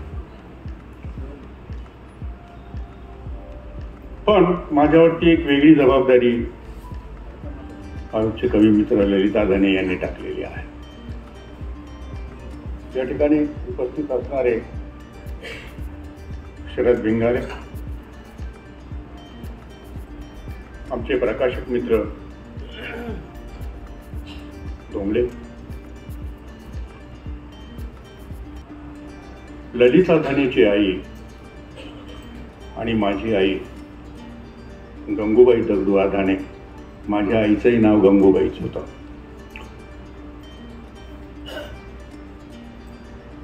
ललित आधानेंच्या या कविता संग्रहावर बोलण्याचा जेव्हा मी विचार केला, त्यांनी मला असं सांगितलं की सर, आशुतोष पाटील येणार नाहीत आणि तुम्हाला बोलावं लागेल. तेव्हा मी मराठी जुनी कविता ते आजची कविता असा थोडासा शोध घेण्याचा प्रयत्न केला. हा शोध घेत असताना जुनी जी कविता होती तो शोध घेण्याचं कारण असं की ललित आधाने नेमकं कुठं आहे हे आपल्याला शोधता आलं. कुणबी बापाला मी प्रस्तावना लिहिलेली होती.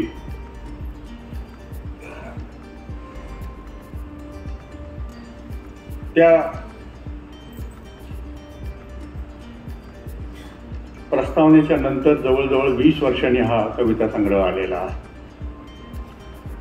मराठी कवितेचा शोध जेव्हा मी घेतला त्यावेळेस मला असं लक्षात आलं की मराठी ग्रामीण आणि शेतकऱ्याच्या संबंधित असणारी कविता गल ठोकळांची आपल्या समोर येते. पण गल ठोकळांच्या कवितेमध्ये आणि ललित आधानांच्या कवितेमध्ये काही धागा आहे का हा याचा जेव्हा शोध केला त्यावेळेस मला एक कविता गल ठोकळांची दिसली. गावाची शिव लागताच दिसते उंचावरी ती गडी, भिंती ढासळल्या बुरुज खचले ये खालती देवडी, होते राहत या गडीत इथले पाटील मातब्बर, वैऱ्याला शह देत तेथे भगवा झेंडा झुलावा आपण, ती काठी दिसते तिला मुजरा आता करू आपण. कधी काळी असणारं हे पाटलांचं वैभव, मातब्बर हा शब्द त्यांनी वापरलेला आहे. ते आता नष्ट झालेलं आहे. शेतकऱ्यांच्या जीवनामध्ये असणारं हे नष्ट होणं गलठोकळांनी त्या काळात मांडलेलं आहे. नंतरच्या कालखंडामध्ये मराठी कविता जी सामान्य लोकांपर्यंत पोहोचवली ते 3 कवी मंगेश पाडगावकर, विंदा करंदीकर आणि वसंत पापळकर यांच्या कवितेचा शोध जेव्हा मी घेतला त्यावेळेस असं लक्षात आलं की पाडगावकर दिवस तुझे फुलायचे, झोपाळ्या वाचून झुलायचे, मी किती किती तळमळलो तुझ्यासाठी असंच म्हणत होता. पण बापटांची कविता मात्र मला वेगळी वाटली. तिचं नातं कुठंतरी या ग्रामीण कवितेची आहे असं मला जाणवलं. या दोन्ही कवीपेक्षा बापट हे थोडेसे वेगळे, कम्युनिस्ट विचारसरणीकडे जाणारे समाजवादी असे ती विचारायचे होते. त्यांची एक कविता, या दुःखी दुर्बळ बळीराजाला, या दुःखी दुर्बळ बळीराजाला देखा, हा बळीराजा छे राजबळी हा लेखा. ही बैल, ही आवत, ही जमीन, हा गोठा, हे घरट, ही गहाण पत्री सोबत एकमेका, भरघोष येऊ दे पीक, पडो दुष्काळ, भाळावर याच्या सतत चिंता रेखा. सरकार सावकारांनो आपले भाग घ्या आधी, उरले मुखात यांच्या ठेका. स्वातंत्र्य कुठे स्वातंत्र्य, पुन्हा स्वातंत्र्य, हे गुलामगिरीचे दर्शन होत नसे का. असं बोलणारे वसंत बापटांची कुळी आणि ललित अदानींची कुळी एकच आहे असं मला वाटतं. शेतकऱ्या जीवनाचा हा जो भाग आहे हा माझ्या दृष्टीने मी अतिशय महत्वाचा असा समजतो. मराठी कवितेचा जेव्हा आपण विचार करतो त्यावेळेस माझ्या समोर कधी शेतकऱ्यांची जी कविता येते ती कविता वेगळ्या पद्धतीची असते. कुणबी बापामध्ये अरे शेतकरी दादा आता नका झोपे जाऊ, कवा येईल समता नको वाट तिची पाहू. दलाल माजले तर सांड रगीत त्यावर, उभाराला लाल झेंडा उडीव तोफ मेंढा, असं ललित अदाने 20 वर्षापूर्वी बोललेले आहे. त्या बोलण्याचा जे तीव्रपणा आणि टोकदारपणा या 20 वर्षाच्या काळामध्ये त्यांच्या कवितेतून आलेला आहे. हा काबाड कष्ट करणाऱ्या ग्रामीण शेतकऱ्यांचं दुःख, दारिद्र्य, आर्थिक विषमता, शेतकऱ्यांनी केलेली फसवणूक, लुबाडणूक आणि त्यातूनच ललित अदाने आपल्या कवितेतून क्रांतीची भाषा बोलतो, बंडाची भाषा बोलतोय. कारण सामाजिक पर्यावरण, सांस्कृतिक आणि राजकीय पर्यावरण अतिशय पोखरलेलं आहे, बदललेलं आहे. सत्तेसाठी राजकारणी सत्ता आणि अर्था फक्त याच्यासाठीच राजकारणी करतो. शेतकऱ्यांच्या सुखदुःखाशी त्याला काही देणं घेणं नाही. खरं तर एक विचार जेव्हा माझ्या मनात येतो त्यावेळेस देशपांडे, कुलकर्णी, देशमुख हे जे उच्चभ्रू स्वतःला समजणारे समाजातले जे घटक आहेत, या घटकामध्ये अलीकडे नवीन एक घटक, नवीन एक प्रवाह मिसळलेला आहे. तो राजकारणी माणसांचा आहे, राजकारण्यांचा आहे, आमदारांचा आहे, खासदारांचा आहे. खरं म्हणजे यांना काही समाजाच्या सामान्य शेतकरी माणसाची काही देणं घेणं नाही आहे, काही देणं घेणं नाही आहे. त्यांची शेती आहे, हजारो एकर, 100 एकर, 200 एकर. कालच पेपरला कुठला तरी वाचलाय मी की 10,000 एकर जमीन कोणाची तरी आहे एका शेतकऱ्याची. त्यांना सामान्य शेतकऱ्यांचं सुख आणि दुःख याच्याशी काही घेणं नाही. ललित आधानेसारखा मुळात शेतीतून जन्मलेला मातीशी निष्ठा असणारा कवी हा ही बंडखोरी करू शकतो आणि शेतकऱ्यांना आव्हान करू शकतो, क्रांतीचं गीत गाऊ शकतो, हे या कवितेतून आपल्याला जाणवतं. कधी काळी भजनाशी, ईश्वराशी नाता सांगणारा कुणबी बापाचा हा मुलगा आज जी बंडखोरीची भाषा बोलतो ती पोळल्याची भाषा आहे. समाजामध्ये होणारा अन्याय त्याला पाहवत नाही. हे त्याच्या कवितेचं मुख्य वैशिष्ट्य आपल्या लक्षात येतं. समकालीन कवितेमध्ये त्यांच्या फार थोडे मोजके कवी असे आहेत की जे ग्रामीण जीवनाशी लेखन करतात, कवितेचं लेखन करतात. डॉक्टर अंबुर यांनी उल्लेख केला 2 कविता, श्रीकांत देशमुख, इंद्रजित भालेराव. यांच्यासोबतही काही नावं आहेत. अरुण महाडिक आहेत, संदीप जगदाळे आहेत, श्रीराम गव्हाणे आहेत, भारत दौंडा, एकमेव कल्पना दुधाळा सारखी एखादी कवयित्री आहे. पण यांच्या कवितेमध्ये आणि ललित आधानेच्या कवितेमध्ये कमालीचं अंतर आहे. कमालीचं अंतर आहे. ते अंतर असं आहे की ललित आधानेची कविता सरळ आपल्या अंगावर येते. सरळ आपल्या अंगावर येते. अंगावर येते याचा अर्थ तिची भाषा अत्यंत टोकदार अशी आहे, आपल्याला बोचते, आपण विचार करायला लावते. आणि ही मोठी शक्ती त्यांच्या कवितेची मला वाटते. मानवरांची कविता तर खूपच छान आहे, सगळेजण आपण त्यांचे गुणगान गातोय. पण मानवरांच्या एकंदर साऱ्या कवितेमध्ये मला कुठं असा टोकदारपणा शेतकऱ्यांच्या बद्दलचा कुठं जाणवला नाही. त्याचं कारणही तसंच आहे, कारण ते सत्तेमध्ये होते, ते लिहू शकत नव्हते. मनात आणलं तर त्यांनी ही टोकदारपणे ती लिहिलं असतं. हा पेटू द्या मनात सुडाच्या ज्वाला, क्रांतीचा तू होऊ धागा, पेटवा वगे रान, संग्रामाची ठिणगी होऊन करूया सारे बंड. अशी भाषा फक्त ललित आधानेच बोलू शकतो. इतर कोणताही ग्रामीण कवी आजपर्यंत तरी मराठी कवितेच्या इतिहासात बोललेला नाही, हे लक्षात आपण घेतलं पाहिजे. यांची कुठेतरी धाडस जे दाखवलेलं आहे याला कुठेतरी नामदेव आणि तुकारामाची ही परंपरा आहे. तुकारामही बोलतात, टोकदार बोलतात.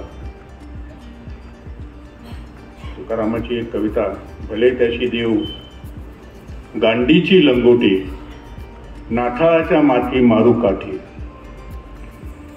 मूळ ही गांडीची लंगोटी, भले त्याशी देव काशीची लंगोटी, नाठाळाच्या माथी मारू काठी, असं परके आत्र्यांनी आपल्या मराठ्याच्या या दैनिकामध्ये समोर छापलेलं होतं. आत्रेसारखा माणूस सुद्धा गांड हा शब्द वापरायला घाबरत असेल. असं कुठलंही अभिव्यक्ती करत असताना जो जोरकसपणा आणि अभिव्यक्तीचा सच्चेपणा असतो तो ललित आधानेच्या कवितेमध्ये आपल्याला या ठिकाणी जाणवतो. हे मला विशेष महत्वाचं वाटतं. दुःख, दारिद्र्य, लुबाडणूक या पातळीवर जेव्हा मी विचार करतो शेतकऱ्यांच्या दुःखाचा, ललित आधानेंनी मांडलेल्या भूमिकेचा, ते करू पाहत असलेल्या बंडाचा, ते करू पाहत असलेल्या क्रांतीचा, शोषणाविरुद्ध ते जे लढा देऊ पाहतात, हा लढा जेव्हा मी विचारात घेतला त्यावेळेस असं लक्षात येतं की त्यांची ही कविता वैश्विक पातळीवर जाताना आपल्याला दिसते. सगळ्या विश्वामध्येच अशा दरिद्री शेतकऱ्यांचं दुःख सर्वत्र आपल्याला पाहायला मिळतं. हे एक मोठेपण या कवितेचं मला जाणवतं. त्यांची कविता जेव्हा मुळावरच घाव घालते, घालायाचा खूप खोल नांगराचा फाळ, टाकायाचे फाडून मुलाधार चक्र, जिथून जागी होते कुंडिलिनी, नष्ट करायाचा तो हिस्सा, जिथून शोषण व्यवस्थेची गुणसूत्र जन्म घेतात. शोषण व्यवस्थेचे गुणसूत्र जिथून जन्म घेतात तेच नष्ट करू पाहणारा हा कवी आहे. म्हणजे शोषण व्यवस्थाच नष्ट करू पाहणारा हा कवी आहे. हे यांचं फार मोठं महत्वाचं योगदान या कवितेने आपल्याला दिलेलं आहे.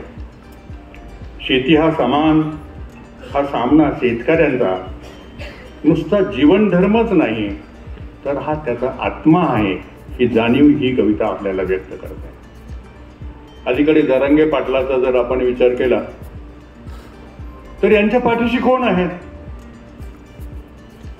याचा जर आपण थोडासा शोध घेतला तर असं लक्षात येईल की कुठलाही उच्चभ्रू शेतकरी यांच्या आंदोलनामध्ये सहभागी झालेला नाही. हे जर आपण लक्षात घेतलं तर सर्वसामान्य शेतकऱ्यांचे ग्रामीण जीवनाचे प्रश्न जरांगे पाटील मांडू पाहतात. त्यांची भूमिका आणि ललित आद्यानाची भूमिका कुठेतरी समांतर रेषेमध्ये जाताना मला दिसते. आमच्या परिषदेचा साधा एक कर्मचारी आम्हाला सरांना आणि मला विचारायला, सर मी जरांगे पाटलाच्या सभेला जाऊ का? आम्ही त्याला जायला सांगितलं, जा. तो गेला मोटरसायकलवर. त्यांनी मला सांगितलं की सर 11 किलोमीटर दूर मोटरसायकल उभी केली आणि 11 किलोमीटर पायी चालत जावं लागलं. त्यांनी जे वर्णन केलं ते वर्णन तुम्ही पेपरला तर वाचलेलं आहे, पण जे पेपरला आलं नाही असेही खूप गोष्टी त्या ठिकाणी आहेत. ही कविता मुख्यतः संस्थानिक असणाऱ्या शेतकऱ्याची नाही, हे सतत सातत्याने आपल्याला जाणवतं. जो शेतकरी भोगलेला आहे, दारिद्र्यामध्ये आहे, अशा शेतकऱ्याची दुःख वेदना व्यक्त करणारी ही कविता आहे. त्यांच्या काही कविता तर फारच अप्रतिम आहे. विशेषतः त्यांनी ज्या प्रतिमा वापरलेल्या आहेत त्या प्रतिमा जर आपण लक्षात घेतला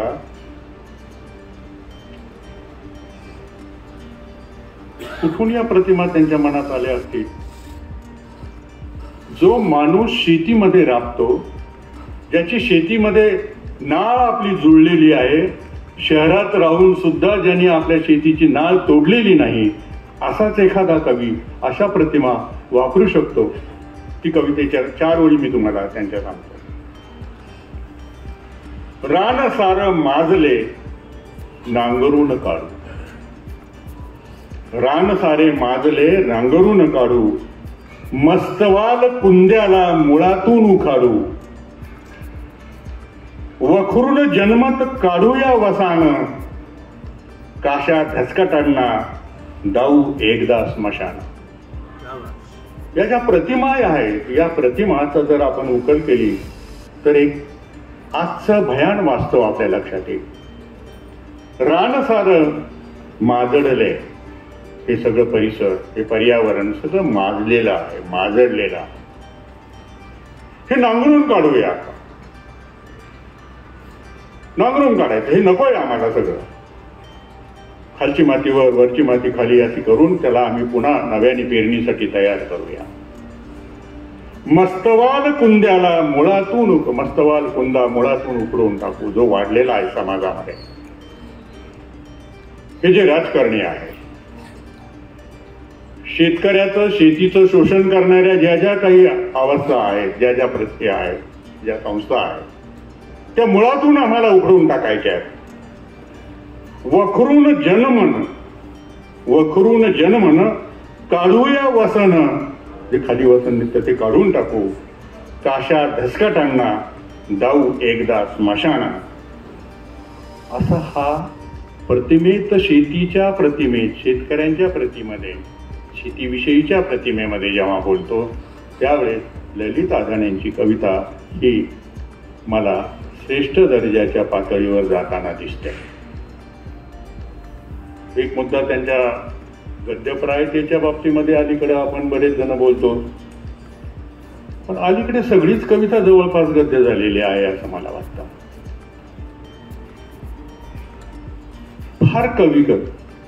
फार कमी कवींची कविता, ज्याला आपण कविता म्हणू अशी, फार कमी आहे. गद्यप्रायता हा कवितेचा हा भागच अलीकडे झालेला आहे असंही कुठेतरी जाणवतं. याचा एक विचार आपण केला पाहिजे. या कवितेचा जेव्हा मी विचार करतो त्यावेळेस मला आढाणे सरांच्या एका कवितेचं फार विशेष, सगळ्याच कविता त्यांच्या चांगल्या आहेत, त्याच्याबद्दल काही वाद नाही आहे, पण त्यांची तू नावाची जी एक कविता आहे ती मी तुम्हाला तिच्या काही ओळी वाचून दाखवतो. एक भयान वास्तव आहे, संवेदना जाग्या होतात, गलबलून येते, वेदनांचा शब्दाविष्कार आपले मन पोखरून टाकतो. दाण्या दाण्याने पोती भरतात खंडी खंडी, तेव्हा तू फुलवतोस आडत, तू सजवतोस दलालांचे महाल, तुझ्या रक्ताच्या पेट्रोलवर धावतात त्याच्या 4 व्हीलर, तू काढतोस या मेरापासून त्या मेरापर्यंत धावांची आवर्तरणं आणि त्याची कमाईचं वाढत जातं अवरेज. हे जे वास्तव त्यांनी या कवितेतून मांडलेलं आहे ते हिरव्या दुसलुसीत बाळाची टाळू माखावी तशी माखून टाकतोस. काठ कोपरे रक्त ओकेपर्यंत तुझ्या अनेक पिढ्यांच्या सरणांची सजवतो गाभारा आमच्या अप्पलपोटी जगण्यासाठी. हा जो भाव या कवितेतून येतो हा भाव आपल्याला कधीतरी लक्षात घ्यायला पाहिजे. प्रतिमाबद्दल तर खूप बोलता येईल, पण जो उल्लेख त्यांनी स्वतःच्या याच्यातही केलेला आहे ती एक कविता मात्र मला खूपच आवडलेली आहे. आईवर अनेकांनी कविता केलेल्या आहे, खूप जणांनी कविता केल्या, त्या चांगलंही आहे. आईवर असणारी कविता वाईट कशी असू शकेल, पण त्यामध्ये व्यक्त झालेला भाव कोणता आहे हा जर आपण लक्षात घेतला तर कवितेची उंची आपल्या लक्षात येईल. तुझे डोळे पाणीदार कसे ग ही त्यांची एक कविता आहे. आहे तुझ्या डोळ्याचं तळ फुटून फुटून सारं पाणी वाहून गेलं तरी तुझे डोळे पाणीदार कसे ग. तुझा सपनाचा मळा कितीतरी खोंडांनी तुडून टाकला तरी तुला कवाच नाही मागितलं किडूक मिडूक माझ्या बापाकडे. किडूक मिडूक माझ्या बापाला कधीच मागितलं नाही आणि कवाच नाही आपटली बासनं. पुढे सोळी अमृत घटावर फाटली म्हणून आहे. तू काहीही म्हण तुही वटीच गळकी. तुही वटी भर दिवसा लुटली जाते आडतीवर. तुला नसतं त्याचं भान. तू फक्त मात्याऱ्याकडे पाहत असते. शेतकऱ्यांना पीक आलं की सगळे सावकार लुटून नेतात. म्हातारं शेवटी त्याच्या वाट्याला असतं. जळकी लागोस तर मातेर खात असते. स्वतःला मातीत पुरत असते. उन्हा अंगावर झेलून आभाळभर हरवत असते. पावसाळ्याला गेले तरी उन्हाळा हा सरत नाही, उठलेलं तळ बुजत नाही, आहे तरी बी तुझे डोळे पाणीदार कसे. अशी आपल्या मनाला वेदनाच्या पातळीवर घेऊन जाणारी, चिंतनाच्या अवस्थेत आपण जातो, चिंतन करू लागतो. आईबद्दलची चिंतन गर्भ असणारी ही कविता मला तर खूप लोभावलेली आहे. तुम्हा सर्वांनाही ती लोभावेल. ललित अदाण्यांची एकंदरच सगळी कविता मुळात वाचावी अशी आहे. सुरुवातीला असं वाटलं की हे 56 भोग काय असतील. आपल्याकडे 56 भोग हा एक शब्द आहे. 56 भोग म्हणजे सगळे गोड पदार्थांची ती एक यादी आहे जी देवाला दिल्या जाते. त्यात सगळे 56 ते भोग आहेत, काय काय करायचं, काय काय नाही. पण हे सगळे भोग न घेताना ते भोकं झालेली आहेत, म्हणजे याच्या शेतकऱ्याच्या वाट्याला काहीही आलेलं नाही. हे फार मोठं प्रतिकात्मक असं नाव आहे. एकतर माझी गोधडी आहे जी शेतकऱ्याला आयुष्यभर आपल्या अंगावर घेऊन पांघरावी लागते. खालीही अंथरतो, वरही अंथरतो. पण तिला जर 56 भोग पडलेले असतील तर ह्या सगळ्या अवस्थेमध्ये ही भोगापासून दूर जाऊन भोकं पडलेली शेतकऱ्याच्या जीवनाची ही अवस्था या कविता संग्रहामध्ये ललित अदाणे यांनी मांडलेली आहे. या सर्व कवितेचा जेव्हा मी विचार करतो तेव्हा आजपर्यंतच्या ग्रामीण कवितेमध्ये अत्यंत टोकदारपणे बंडाची भाषा बोलणारी, क्रांतीची भाषा बोलणारी अशी ही कविता आहे. ललित अदाणे यांचं अभिनंदन करावं तेही थोडंच आहे. त्यांना पुन्हा एकदा मी त्यांच्या नवीन लेखनाला सदिच्छा देतो आणि थांबतो. धन्यवाद. मोठी या कविता संग्रहाच्या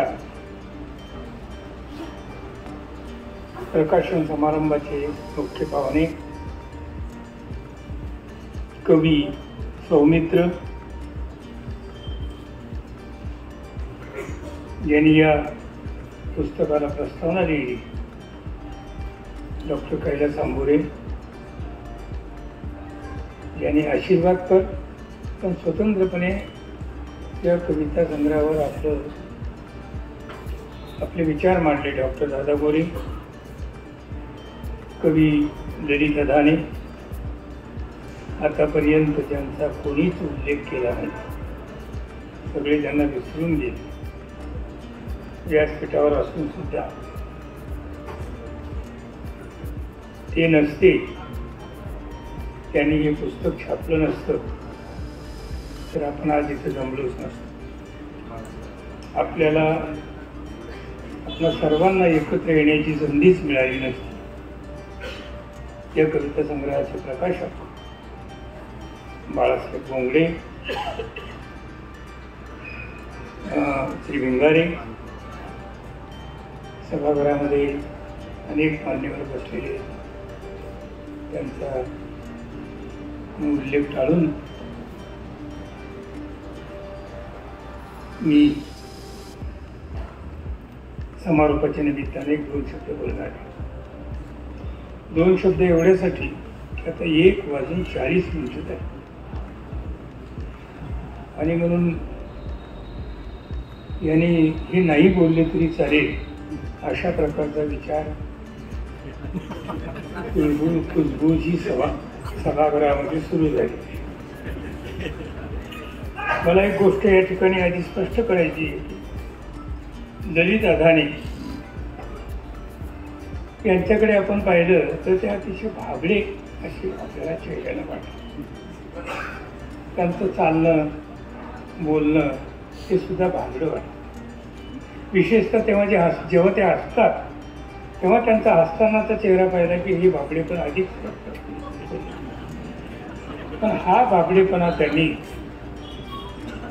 मला इथं अडकवण्यासाठी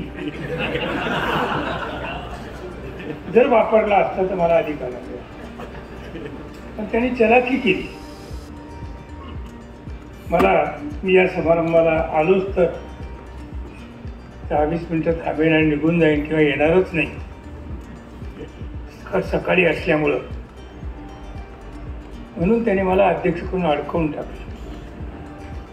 इथून हलता येणार नाही अशा प्रकारची व्यवस्था ही त्यांनी केलेली आहे. मला या संग्रहाच्या निमित्तानं इथं काही बोलावं अशी परिस्थिती माझ्या व्यासपीठावर असलेल्या मित्रांनी ठेवलेली नाही आहे. इथं उल्लेख झाला, अनेकदा झाला की मी पण ती प्रस्तावना वाचली. आंबोरे सरांनी ह्या पुस्तकाला जी प्रस्तावना लिहिली सविस्तर असं लेखन त्यांनी केलेलं आहे. अतिशय मार्मिक अशा प्रकारचं विश्लेषण त्यामध्ये त्यांनी केलेलं. ते पुस्तकाला प्रस्तावना तर लिहिली, पण या ठिकाणी या संग्रहामध्ये नेमकं काय आहे या संबंधी अतिशय नेमकेपणानं विवेचन, सविस्तर वगैरे शब्द मी वापरणार नाही, पण जेवढं आपल्यापर्यंत पोचलं पाहिजे तेवढं सगळं त्यांनी सांगितलं.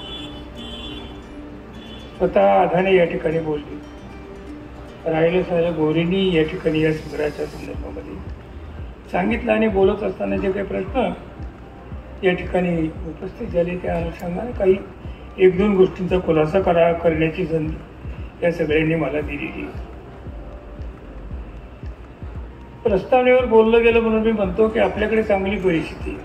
हिंदीमध्ये याच्या उलट, हिंदीमध्ये एखाद्या पुस्तकाला प्रस्तावना लिहिली प्रदीर्घ तर हिंदी वाचक असं म्हणतात की आम्हाला कविता कशासाठी समजावून दिली, आम्हाला कविता समजत नाही, आम्ही समजून घेऊ, तुम्ही कशासाठी एवढी प्रस्तावना लिहून आमचा वेळ खाता. अशा प्रकारची टीका, म्हणजे आपल्याकडे मोठी प्रस्तावना लिहिली पाहिजे असं आपल्याकडे वाचकांना सुद्धा वाटतं आणि त्या पद्धतीने आपल्याकडे प्रस्तावना लिहिल्या जातात. आणि त्या पुस्तकामध्ये नेमकं काय हे आपल्या लक्षामध्ये आणून देण्याचा प्रयत्न केला जातो. एक भूमिका, एका अर्थानं एक परीक्षण हे लिहिलेलं असतं आपल्याकडे. आणि हिंदीमध्ये हे चालत नाही. लिहायचीच असेल, एखाद्याला हवीच असेल तर 2 पान, 2.5 पानांच्यावर प्रश्न असते. त्यामध्ये वैयक्तिक भाग अर्धा पान जर सोडला तर 2 पानांच्यावर काही नसतं. याच्यातून आपण एवढी मोठी दीर्घ अशा प्रकारची प्रस्तावना लिहित असताना आपण कुठेतरी आपले वाचक जे हे कच्चे आहेत असं गृहीत धरतो. ते काय त्या वाचकांची क्षमता जी आहे ती क्षमता आपण कुठेतरी त्या ठिकाणी कमी असं गृहीत धरतो. आणि म्हणून आपल्याकडे मोठमोठ्या प्रस्तावना लिहिण्याची पद्धत सुधारली. माहितीवरून मी मुद्दाम सांगतो हिंदी आणि मराठीमध्ये नेमकं काय चालतं, कारण आपल्यापर्यंत ते पोहोचलेलं नाही. माझ्यापर्यंत सुद्धा एक 2-3 महिन्यापूर्वीच ते पोहोचलं की हिंदीत अशा पद्धतीच्या प्रस्तावना लिहिल्या जातात. वाचक त्याच्यावर आक्षेप घेतात. आपल्याकडे अशा प्रकारचे आक्षेप घेणारा वाचक निर्माण होण्याची आवश्यकता आहे असं कुठेतरी या प्रस्तावना वाचल्यानंतर आपल्याला वाटतं. आणि म्हणून वाचकांनी स्वतःला वाढवण्याची गरज आहे असं वाटतं. तरच हा जो संग्रह आहे, मी आपल्याला अशा प्रकारची सूचना करेन की हा जो संग्रह आहे, हा संग्रह आधी आपण वाचा आणि नंतर प्रस्तावना वाचा. आधी संग्रह वाचा आणि नंतर प्रस्तावना, आणि मग तुमच्या लक्षात येईल की आपल्याला यातलं किती कळलं आणि यांनी आपल्याला काय समजावून सांगितलं. आणि एकदा वाचू नका, कारण कविता ही एकदा वाचून समजण्याची गोष्ट नाही. पुन्हा पुन्हा कविता वाचली पाहिजे. पुन्हा कविता वाचली तर पुन्हा तुम्हाला नवं काहीतरी त्याचं वाचतं. अनेकार्थी कविता असते असं जे म्हटलं जातं, असं जे असतं त्याचं कारणच आहे. कारण एकदा पहिल्या वाचनामध्ये सगळंच तुमच्या लक्षात येईल असं नाही. दुसऱ्या वाचनामध्ये काही गोष्टी येतील, तिसऱ्या वाचनामध्ये काही गोष्टी येतील. आणि म्हणून पुनर्वाचन नावाचा एक शब्द आहे आपल्याकडे अलीकडे फार मोठ्या प्रमाणामध्ये तो वापरला. पुनर्वाचनामध्ये आणखी काही गोष्टी करतात. करंदीकरांचं पुनर्वाचन झालं पाहिजे याच्यावर आम्ही एक चर्चा 4-5 वर्षापूर्वी आमच्या संस्थेनं मराठवाडा साहित्य परिषद आतापर्यंत विंदा करंदीकरांच्या वाचकांना, समीक्षकांना, परीक्षकांना जे समजलेले होते ते सगळं अभ्यासकांच्या समोर देऊन त्यांना सुचवण्यात आलं की हे सगळं वाचून मग तुम्हाला आता नेमकं करंदीकरांबद्दल काय म्हणायचं ते म्हणा. त्याच्यासाठी मराठवाडा साहित्य परिषदेने 5 वर्षापूर्वी चर्चासत्र घेतले होतं आणि ते चर्चासत्र वेगळं झालं. याच्यासाठी कविता ही पुन्हा पुन्हा वाचली पाहिजे. वाचली आणि ठेवली यांना कविता कळते असं नाही. तेव्हा कवितेच्या अभ्यासकांनी कवितेचे अभ्यास पुन्हा पुन्हा वाचतात. त्याचं कारण ते ही एक गोष्ट मला प्रस्तावनेच्या अनुषंगानं ललितच्या पुस्तकाचा आधार घेऊन या ठिकाणी सांगायची होती. 6 महिन्याचा जो उल्लेख झाला की मी 6 महिने विश्रांती घेणं 6 महिन्याला लेखन घेणं त्याला वेगळा संदर्भ आहे. सगळ्या लोकांनी पुन्हा वेगवेगळे संदर्भ असू शकतात. उद्या दसरा आहे, त्याला सीमोल्लंघन असं म्हणतो आपण. सीमेचं उल्लंघन, सीमा ओलांडून जाणं. आपण सगळे कुणबी आहोत, 10% नसतील. या सभागृहामध्ये सगळी हा जो रसिक वर्ग जमलेला आहे हा शेतकऱ्यांच्या घरातून आलेला आहे. आज तो शिक्षित आहे, आज तो वेगळे व्यवसाय करतो. शेती हा आता त्याचा व्यवसाय फार थोड्या लोकांचा आपल्यापैकी राहिला असेल. आपल्या नातलगांचा आहे, आपल्या घरच्यांचा सुद्धा असू शकतो, आपल्या बहिणींचा असू शकतो, आपल्या मेव्हण्यांचा असू शकतो, आपल्या भावांचा असू शकतो, पण आपला नाही. आपण आता वेगळा व्यवसाय निवडलेला आहे. आणि म्हणून सीमोल्लंघन म्हणजे नेमकं काय, या शब्दाचा अर्थ काय, हे कशासाठी केलं जातं याचा फारसा विचार आता आपल्याला करायची गरज पडत नाही. आपण करत नाही आणि म्हणून विसरून चाललो तिथं. आपल्या परंपरा आपण विसरून चाललो. सीमोल्लंघन म्हणजे सीमा ओलांडून जाणं. आत्तापर्यंतचा कुणबी उर्फ मराठा हा दसऱ्यापर्यंत शेती करत होता. आता जी अवजारांची पूजा करून या पुस्तक प्रकाशनाच्या समारंभाला सुरुवात झाली. दसऱ्याच्या दिवशी आजही कुणबी, मराठा, अन्य कोणतेही खेड्यातले सगळे शेतकरी आपल्या घरातली जी काही अवजारं असतील शेतीची, लढण्याची, त्याची पूजा करतात. आणि पूजा करून नंतर ते बाहेर पडतात. तलवारी घेऊन बाहेर पडत असत. आपले पूर्वज हे दसऱ्यापर्यंत शेती करायचे आणि दसऱ्यानंतर युद्धावर, मोहिमांवर जायचे. तो हा संदर्भ. याच्यापुढे अशा मोहिमा आम्हाला काढता येणार नाही कदाचित, पण आम्ही त्याची जागा ज्याच्यामुळे घेतली जाते आणि इथं तल्लक जे केलं जातं हे अधिक वाढावं अशा प्रकारचा प्रयत्न ज्याच्यातून होतो. ते लेखन ज्यामुळं केलं जातं ती लेखणी आम्ही आणतात. हा त्याला हे माझं वाचन आहे. त्यांचं वाचन वेगळं, त्यांचं वाचन वेगळं, प्रत्येकाचं वाचन वेगळं असण्याची शक्यता आहे. म्हणून कविता ही अनेकदा ही आपल्याला वाचावी लागते. आणखी एक संदर्भ या ठिकाणी मी सांगतो की ललितच्या पुस्तकावर अनेकांनी अनेक पद्धतीनं या ठिकाणी बोललेले. शिवाय प्रस्तावना आपल्या समोर आहे, आपण वाचल्यानंतर आपल्याला वेगळं समजेल. पण हा तो संदर्भ आहे की ही ग्रामीण मराठी कविता अशा प्रकारचा एक उल्लेख या ठिकाणी झाला आणि त्याच्यापर्यंत बोललं गेलं.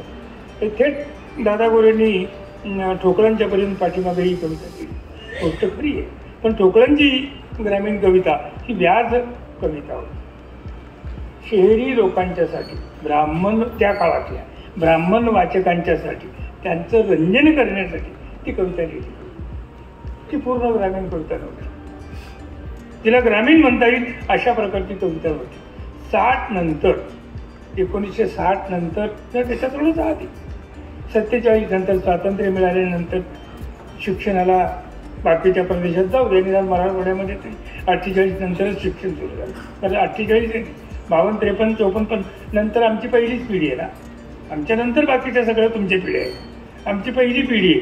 तर आमचं शिक्षण सुरू झालं. एखादाही मुलगा, 10 गावातून एक मुलगा बाहेर शिकायला पाठवला तर मोठी गोष्ट. 10 गावातून एक मुलगा, गावातून एक मुलगा नाही, 10 गावातून एखादा मुलगा शिकायला जर पाठवला तर ती त्या काळामध्ये फार मोठी गोष्ट होती. म्हणजे 60 पर्यंत हळूहळू ही प्रक्रिया अशी थोडी थोडी विकसित होत गेली 65 पर्यंत. आणि म्हणून त्या काळामध्ये कुठेही त्याच्यानंतर जसं गद्यलेखक पुढे आले आणि असं वाटलं हमीद दलवाई असेल, उद्धव शेळके असेल, आनंद यादव असतील, प्रारंभ बोराडे असतील, यांनी त्या काळामधले जे काही ग्रामीण भागातले शेतकऱ्यांचे प्रश्न होते ते प्रश्न, त्यांचं जे जगणं होतं ते जगणं, त्या जगण्यातले छोटे मोठे सगळे जे काही प्रश्न होते ते प्रश्न घेऊन आपलं लेखन केलं. त्या काळाचं त्यांचं समृद्ध अशा प्रकारचं लेखन. पण या काळामध्ये कविता मराठीमध्ये ग्रामीण कविता उदयाला आला नाही, हे मोठं गूढ आहे. आला एक, त्यांच्या पाठोपाठ एक आला, पण त्यांनी फारसं काही लिहिलंच नाही. तो म्हणजे विठ्ठल वाघ. आपण भ्रमात आहोत की विठ्ठल वाघ हे फार मोठे कवी आहेत. म्हणायची सोय नाही, बोलायची सोय नाही. खरं बोललो तर लोकांना राग येतो, खरं बोललो तर लोकांना राग येतो आणि म्हणून बोलायचं. म्हणून माझ्यासारखी माणसं गप्प बसतात. ठीक आहे, तुम्ही सगळे म्हणता म्हणजे मग आहेत. विठ्ठल वाघांनी 4 ना 5 कविता लिहिल्या, बाकी काय नाही. त्या सुद्धा कुठलाही प्रश्न घेऊन येत नाही, सगळं थोडंसं जगणं घेऊन येतात. 4-5 कविता जर सोडल्या तर विठ्ठल वाघ मुळामध्येच विठ्ठल वाघांचं लेखनच किती आहे. एक बारकासा संग्रह मी त्यांचा पाहिला येतोय अमेरिकेत गेले असताना माझ्या मुलाच्या घरी ते गेले. हा नुकताच तिथं गेले राहून. कविता वाचन वगैरे त्यांचं त्या काळामध्ये रामदास फुटाणे वगैरे त्या काळात तिथे गेले. त्याच्याकडे त्याला तो संग्रह देऊन गेलेले होते तो विठ्ठल वाघ. तिथं तो मी पाहिला. नंतर 2-4 वर्षानंतर मला मिळाला वाचल्यानंतर. पुन्हा एक कधीतरी एक नंतर निघाला संग्रह. पण कोणताही शेतकऱ्याचा ग्रामीण जीवनाचा अशा प्रकारचा प्रश्न त्यांनी तीव्रतेनं कुठं मांडलेला आहे असं मला आढळलेलं नाही आहे. आणि फक्त आता ललितनं जशी कविता या ठिकाणी गाऊन दाखवली, सुंदर गायली आणि आपण खूप टाळ्या वाजवल्याही पाहिजे. चांगलं गातो, गळा चांगला आहे, शब्दही त्याचे चांगले आहेत. पण विठ्ठल वाघाने फक्त गळ्यावर तो कवी झालेला गळ्यावर कवी झालेला आहे, शब्दांवर कवी झालेला आहे. माझा मुद्दा असा आहे की गळा असावा, पण गळ्यातून लोकांपर्यंत शब्दही पोचावे. मी जेव्हा समोर बसतो आणि जेव्हा ते ऐकतो तर मला शब्द कळतच, शब्द सापडतच, फक्त गळाच सापडतो. आणि कविता तर शब्दातून निर्माण होते, गळ्यातून निर्माण होते. शब्दातून जर ती निर्माण होणार असेल तर तिथं काहीतरी असलं पाहिजे. मला विठ्ठल वाघांवर टीका करायची नाही, पण आपले गैरसमज दूर करायचे. त्याच्यासाठी मी हे बोलतो की कुठेतरी आपले गैरसमज आपण दूर केले पाहिजे. व्यासपीठावर गेला आणि गायला म्हणजे तो कवी झाला असं होत नाही. कवी होण्यासाठी अनेक बाकीच्या खूप गोष्टी लागतात, त्या आपण लक्षात घेतल्या पाहिजे. त्याच्यानंतर काहीसा प्रयत्न करून पाहिला. अरविंद वामन कुलकर्णी म्हणून दुर्लक्ष करू नका. कुलकर्णी सुद्धा शेतकरी असू शकतो. अरविंद वामन कुलकर्णी आणि आनंद यादव यांनी काहीचे प्रयत्न करून पाहिले, पण त्यांना ते पुरेसे जमले नाही. आणि विठ्ठल वाघाबद्दल मी बोलू, हे विठ्ठल वाघाच्या आधीचे. हे अरविंद वामन कुलकर्णी आणि आनंद यादव हे थोडेसे विठ्ठल वाघाच्या आधीचे. आणि मग काहीचा उल्लेख झाला त्याप्रमाणे इंद्रजितनी पहिल्यांदा 80 नंतर ग्रामीण कविता लिहायला सुरुवात केली. नंतर हा देशमुख हा नंतर आला. आधी इंद्रजित आला आणि इंद्रजित नंतर. आणि त्यांनी इंद्रजितने जरूर शेतकऱ्यांचे प्रश्न, ग्रामीण प्रश्न हे आपल्या कवितेतून मांडलेले दिसतात. किती यश मिळालं, किती मिळालं नाही. पण सगळ्याच कविता 100 कविता लिहिल्या म्हणजे 100 कविता उत्कृष्ट असतात असं मांडण्याचं पाहिजे. तुकाराम महाराजांचे सुद्धा अभंग, सगळे अभंग जर आपण घेतले तर वाङ्मयदृष्ट्या ते एक सगळे उत्कृष्ट आहे असं मानण्याचं मुळीच कारण नाही. कोणताही कवी, कोणताही लेखक जे त्याचं चांगलं आहे त्याच्यावरून त्याची उंची मोजतात, कनिष्ठवरून उंची मोजत. जे सुमार दर्जाचं असतं त्याच्यावरून त्याची उंची मोजायची, ते सोडून द्यायचं. पण जे चांगलं आहे त्याच्यावरून त्यांची उंची मोजायची असते. त्याचं महत्त्व हे लक्षात घ्यायचं असतं.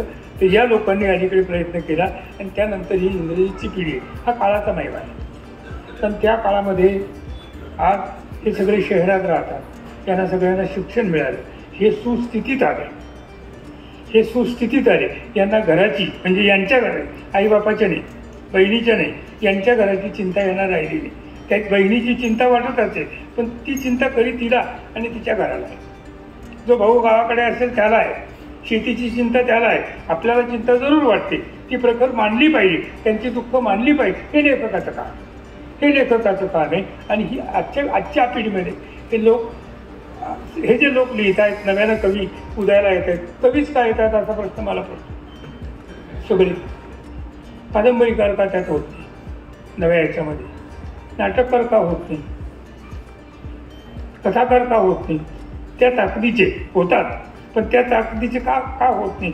कवीच का लिहित आहेत. कविता लिहिणं सोपे, काहीच लागत, वेळही लागत त्याच्या, बैठकही मारावी लागत, बैठक सुद्धा मारावी लागत नाही. हे सांगतात तिथं कुठेतरी जाऊन राहावं लागत, दुसरी लिहिली लागत. असं होतं. पण त्यामध्ये सुद्धा गांभीर्य असलं पाहिजे, त्यामध्ये सुद्धा चिंतन असलं पाहिजे. तो जो प्रश्न आहे, शेतकऱ्याचा जो प्रश्न आहे, आम्ही त्यांच्या घरातून आलेलो, आमचं त्यांच्या रक्ताची नातं आहे आणि म्हणून आम्हाला कायम त्यांची चिंता वाटली. आम्ही त्यांचे प्रश्न सोडवण्यासाठी धावलं पाहिजे. आमची लेखणी त्याच्यासाठी आम्ही झिजवली पाहिजे. ती ललितनं झिजवली, ती ललितनं झिजवलेली आहे. त्या दृष्टीने ललितच्या लेखनाकडे आपण पाहिलं पाहिजे. कविता म्हणून तिला किती मोल आहे हे नंतर बघू, पण प्रश्न मांडले हे महत्त्वाचं. प्रश्न मांडले हे अधिक महत्त्वाचं आहे. अशा पद्धतीनं तीव्र यांनी जी कविता, सौमित्रनं जी कविता वाचून दाखवली, ती कविता मलाही फार आवडली होती. त्याच्यात जो प्रश्न जरी विचारतो, आम्ही संपर्क करतो, तुमचं काय वेळ, तुमचे काय गलते वगैरे आता काय शब्द आहे, ती फार त्या दृष्टीनं फार चांगली कविता म्हणून काय हा भाग वेगळा, पण लोकांच्या मनापर्यंत पोहोचते आणि लोकांना नेमकं कळतं की हे सगळं खरं आहे. म्हणून या दिशेनं आपण आपला जो विरोध आहे, हा विरोध संघटित केला पाहिजे. त्यांनी जे नातं सांगितलं जरंगे पाटलाच्या सभेचं आणि ललितच्या आजच्या लेखनाचं, नक्की नातं आहे त्याच्यामध्ये, निश्चितच अशा प्रकारचं नातं आहे. पण सौमित्र म्हणतात तसं एकही माणूस आणला नाही की पैसे कुठून आहे. त्या शेतकऱ्यांना कोण देणार पैसे? त्या जरंगे पाटलाला माणसं आणायला गाडीतून पुढाऱ्यांना मिळतात ते पैसे. तो आपलाच पैसा असतो, त्याने खाल्लेला जो पैसा असतो, घोटाळे केलेला जो पैसा, त्याच्यातून ते खर्च करू शकतात. गाड्या भरून माणसं आणू शकतात. हा जरंगे पाटील काय आणणार? त्याची 2-3 एकर शेती होती, ती विकली. तो प्रामाणिक आहे, हा महत्वाचा मुद्दा आहे. तो अतिशय प्रामाणिक आहे. तो आपले प्रश्न मांडतो. या प्रश्नाला आपली सहानुभूतीच नाही केवळ, तर आपण सक्रिय पाठिंबा दिला पाहिजे. गरज पडली तर आपण त्याला निधीसुद्धा केला पाहिजे. पण तुमच्याजवळ आहे, तुमचं पोट भरून समजा 100 रुपये तुमच्याजवळ असतील, तर 100तले 5 रुपये त्याला द्यायला काय हरकत? ते 95 तुम्ही वाटला. 5 रुपये तुम्ही देऊ शकता तुमच्या बांधवांच्यासाठी, तर ते तुमचे लोक आहेत. तर कधी येणार तो समाज वर कधी येणार? 100-200 वर्षाचा इतिहास सांगितला, काही सांगितलेला आहे. आज तर काहीच नाही आहे. 2-3 महिन्यापूर्वी मी माझ्या गावाकडे गेलो होतो. अजिंठ्याच्या डोंगरात माझं गाव आहे. ललितच्या गावावरून मला जावं लागतं. 60 वर्षापूर्वी ज्या लेखकांचा उल्लेख केला, बोराडे, यादव, उद्धव शेळके, अमित दर्गाई यांचा उल्लेख केला, त्यावेळेला शहर आणि खेडं याच्यात फरक होता. आज नाही. आभासी पद्धतीनं म्हणतो, आभासी पद्धतीनं आज तो फरक उरलेला नाही. पण इथला खेड्यातला माणूस रोज इथं येतो आणि इकडे या ना त्या कारणानं रोज माणसं इथं येतात. इथल्या गोष्टींची जोडली जातात आणि हे जे जगणं आहे ते जगणं तिथं झिरपवतात. म्हणून आमच्या बोलीतले शब्द सुद्धा आलेले आहेत. खोंगळी आम्हाला माहीत नाही, त्यांनी खोंगळी शब्द वापरला, मला फार आवडला होतो. लगेच माझ्या याच्यामध्ये तो जमा झाला. अरे थोडं चांगलं आहे, खोंगळीची नदी होते, त्यांना काय माहिती आहे? हे राजीव गांधींनी सांगितल्याप्रमाणे आहे की नदी नाही ना तुमच्या गावाला, मग आम्ही खोदून दिले. असं कुठं खोदताय? निर्माण व्हावी लागते नदी ही निर्माण व्हावी लागते. त्या मातीत तुम्हाला जगावं लागतं, त्या मातीत तुम्हाला जन्मावं लागतं, तुम्हाला तिथं वाढावं लागतं, त्यांचं जगणं पाहावं लागतं. आजही आमची आई, आमची जी माझी नाही पण आमच्यातली कोणाची आई 85 वर्षाची झाली आणि पारापर्यंत जात असेल, तर जर कुठं गाईचं शेण पडलेलं असेल, म्हशीचं शेण पडलेलं असेल, ते असं उचलून घेते आणि आपल्या उकिरड्यावर नेऊन टाकते. अशा आमच्या आया होत्या, अशा आमच्या आया आहे. त्या बाकीच्यांना काय माहिती आहे काया कशा असतात? जप्पा काया त्यांना माहिती आहे, आपल्या मळक्यासारख्या आया त्यांना माहीत नाही. आणि म्हातारीला वर आणून बसवलं, मला फार आनंद. तरी त्यांनी इथं कधी बसायचं, कधी मिळणार नाही. त्यांना ही जागा मिळाली पाहिजे. त्यांना एखाद्या वेळेस सत्तेच्या खुर्चीवर बसतानाही आलं तरी चालेल, पण सांस्कृतिक व्यासपीठावर, बौद्धिक व्यासपीठावर त्यांना जागा दिली पाहिजे. कारण ही बौद्धिकता त्यांच्यामुळं आम्हाला मिळालेली. काय होतं आमच्याकडे? काहीच नव्हतं. पण त्यांना वाटलं की आपला मुलगा शिकला पाहिजे. मी एकदा एका संमेलनाचं उद्घाटन करतो, मला उद्घाटक म्हणून बोलून तिथं मी बोललो होतो की लोक हे जी संमेलनं होत आहेत तर तुम्ही याच्याकडे वेगळ्या नजरेनं पाहायला शिका. हे आपले आईबाप काय होते हे पहिल्यांदा लक्षात घ्या, मग व्यासपीठावर बोला. मग ठरवा तुम्हाला काय बोलायचं ते. मला नेहमी माझा बाप पंडित जवाहरलाल नेहरूंच्या बापापेक्षा मोठा वाटतो असं मी तिथं म्हणालो होतो. त्याचं कारण दिलं होतं कारण आमच्या काळामध्ये अशी एक आख्यायिका होती की पंडित नेहरूंचे कपडे पॅरिसवरून धुवून येतात. बाप श्रीमंत होता, मोठा वकील होता, देशभक्त होते, त्याच्याबद्दल वादच नाही. मोठा होता, श्रीमंत होता, म्हणून त्यांचे कपडे तिथे येत होते. पण घरात खायला नाही. तर माझा बाप मला शिकायला पाठवत असेल तर माझा बापच मला मोठा वाटला. आणि त्यांनी शिकायला पाठवलं म्हणून मी साहित्य महामंडळाचा अध्यक्ष झालो. त्यांनी तिथं ठेवलं असतं तर साहित्य महामंडळात अध्यक्ष अजूनपर्यंत तुम्हाला पाहायला मिळाला नसता. तुमच्यातून झालेला अजूनपर्यंत तुम्हाला पाहायला, अजूनपर्यंत व्यासपीठ गाजवणाऱ्या संमेलनाची तुम्हाला मिळाला नसतं. हे त्यांचं आहे. आणि म्हणून त्यांचे प्रश्न आपण समजून घेतले पाहिजे. त्यांच्या प्रश्नांची पोटतिडीक आपल्याला वाटली पाहिजे. त्यांच्या प्रश्नांसाठी आपण उभं राहिलं पाहिजे. त्यांच्या प्रश्नासाठी आपण शक्य तितका आपला खिस्सा सुद्धा रिकामा करायचा, आपले शब्द आपण खर्च करायचे. तुमच्याजवळ प्रतिभा असेल तर ती प्रतिभा तुम्ही त्या कामी खर्च केली पाहिजे. ललितने ते खर्च केली म्हणून ललितचं अभिनंदन. पुष्कळ गोष्टी त्यावेळेचं वेगळं होतं, आताचं वेगळं. प्रश्न समजून घ्या. ललित तुमच्यासाठी बोलतो. तेव्हाचे प्रश्न वेगळे होते, आताचे प्रश्न वेगळे. आताच्या तरुणांचे, विशेषतः खेड्यातल्या तरुणांचे प्रश्न आता वेगळे. हे प्रश्न लेखकांनी, कवींनी नीट समजून घेतले पाहिजे. त्याच्यावर चिंतन केलं पाहिजे, त्याच्यावर अभ्यास केला पाहिजे. आणि नंतरच ते प्रश्न मांडण्यासाठी आपली लेखणी झिजवली पाहिजे, आपली लेखणी वापरली पाहिजे. वरवरचं लेखन आम्हाला नको.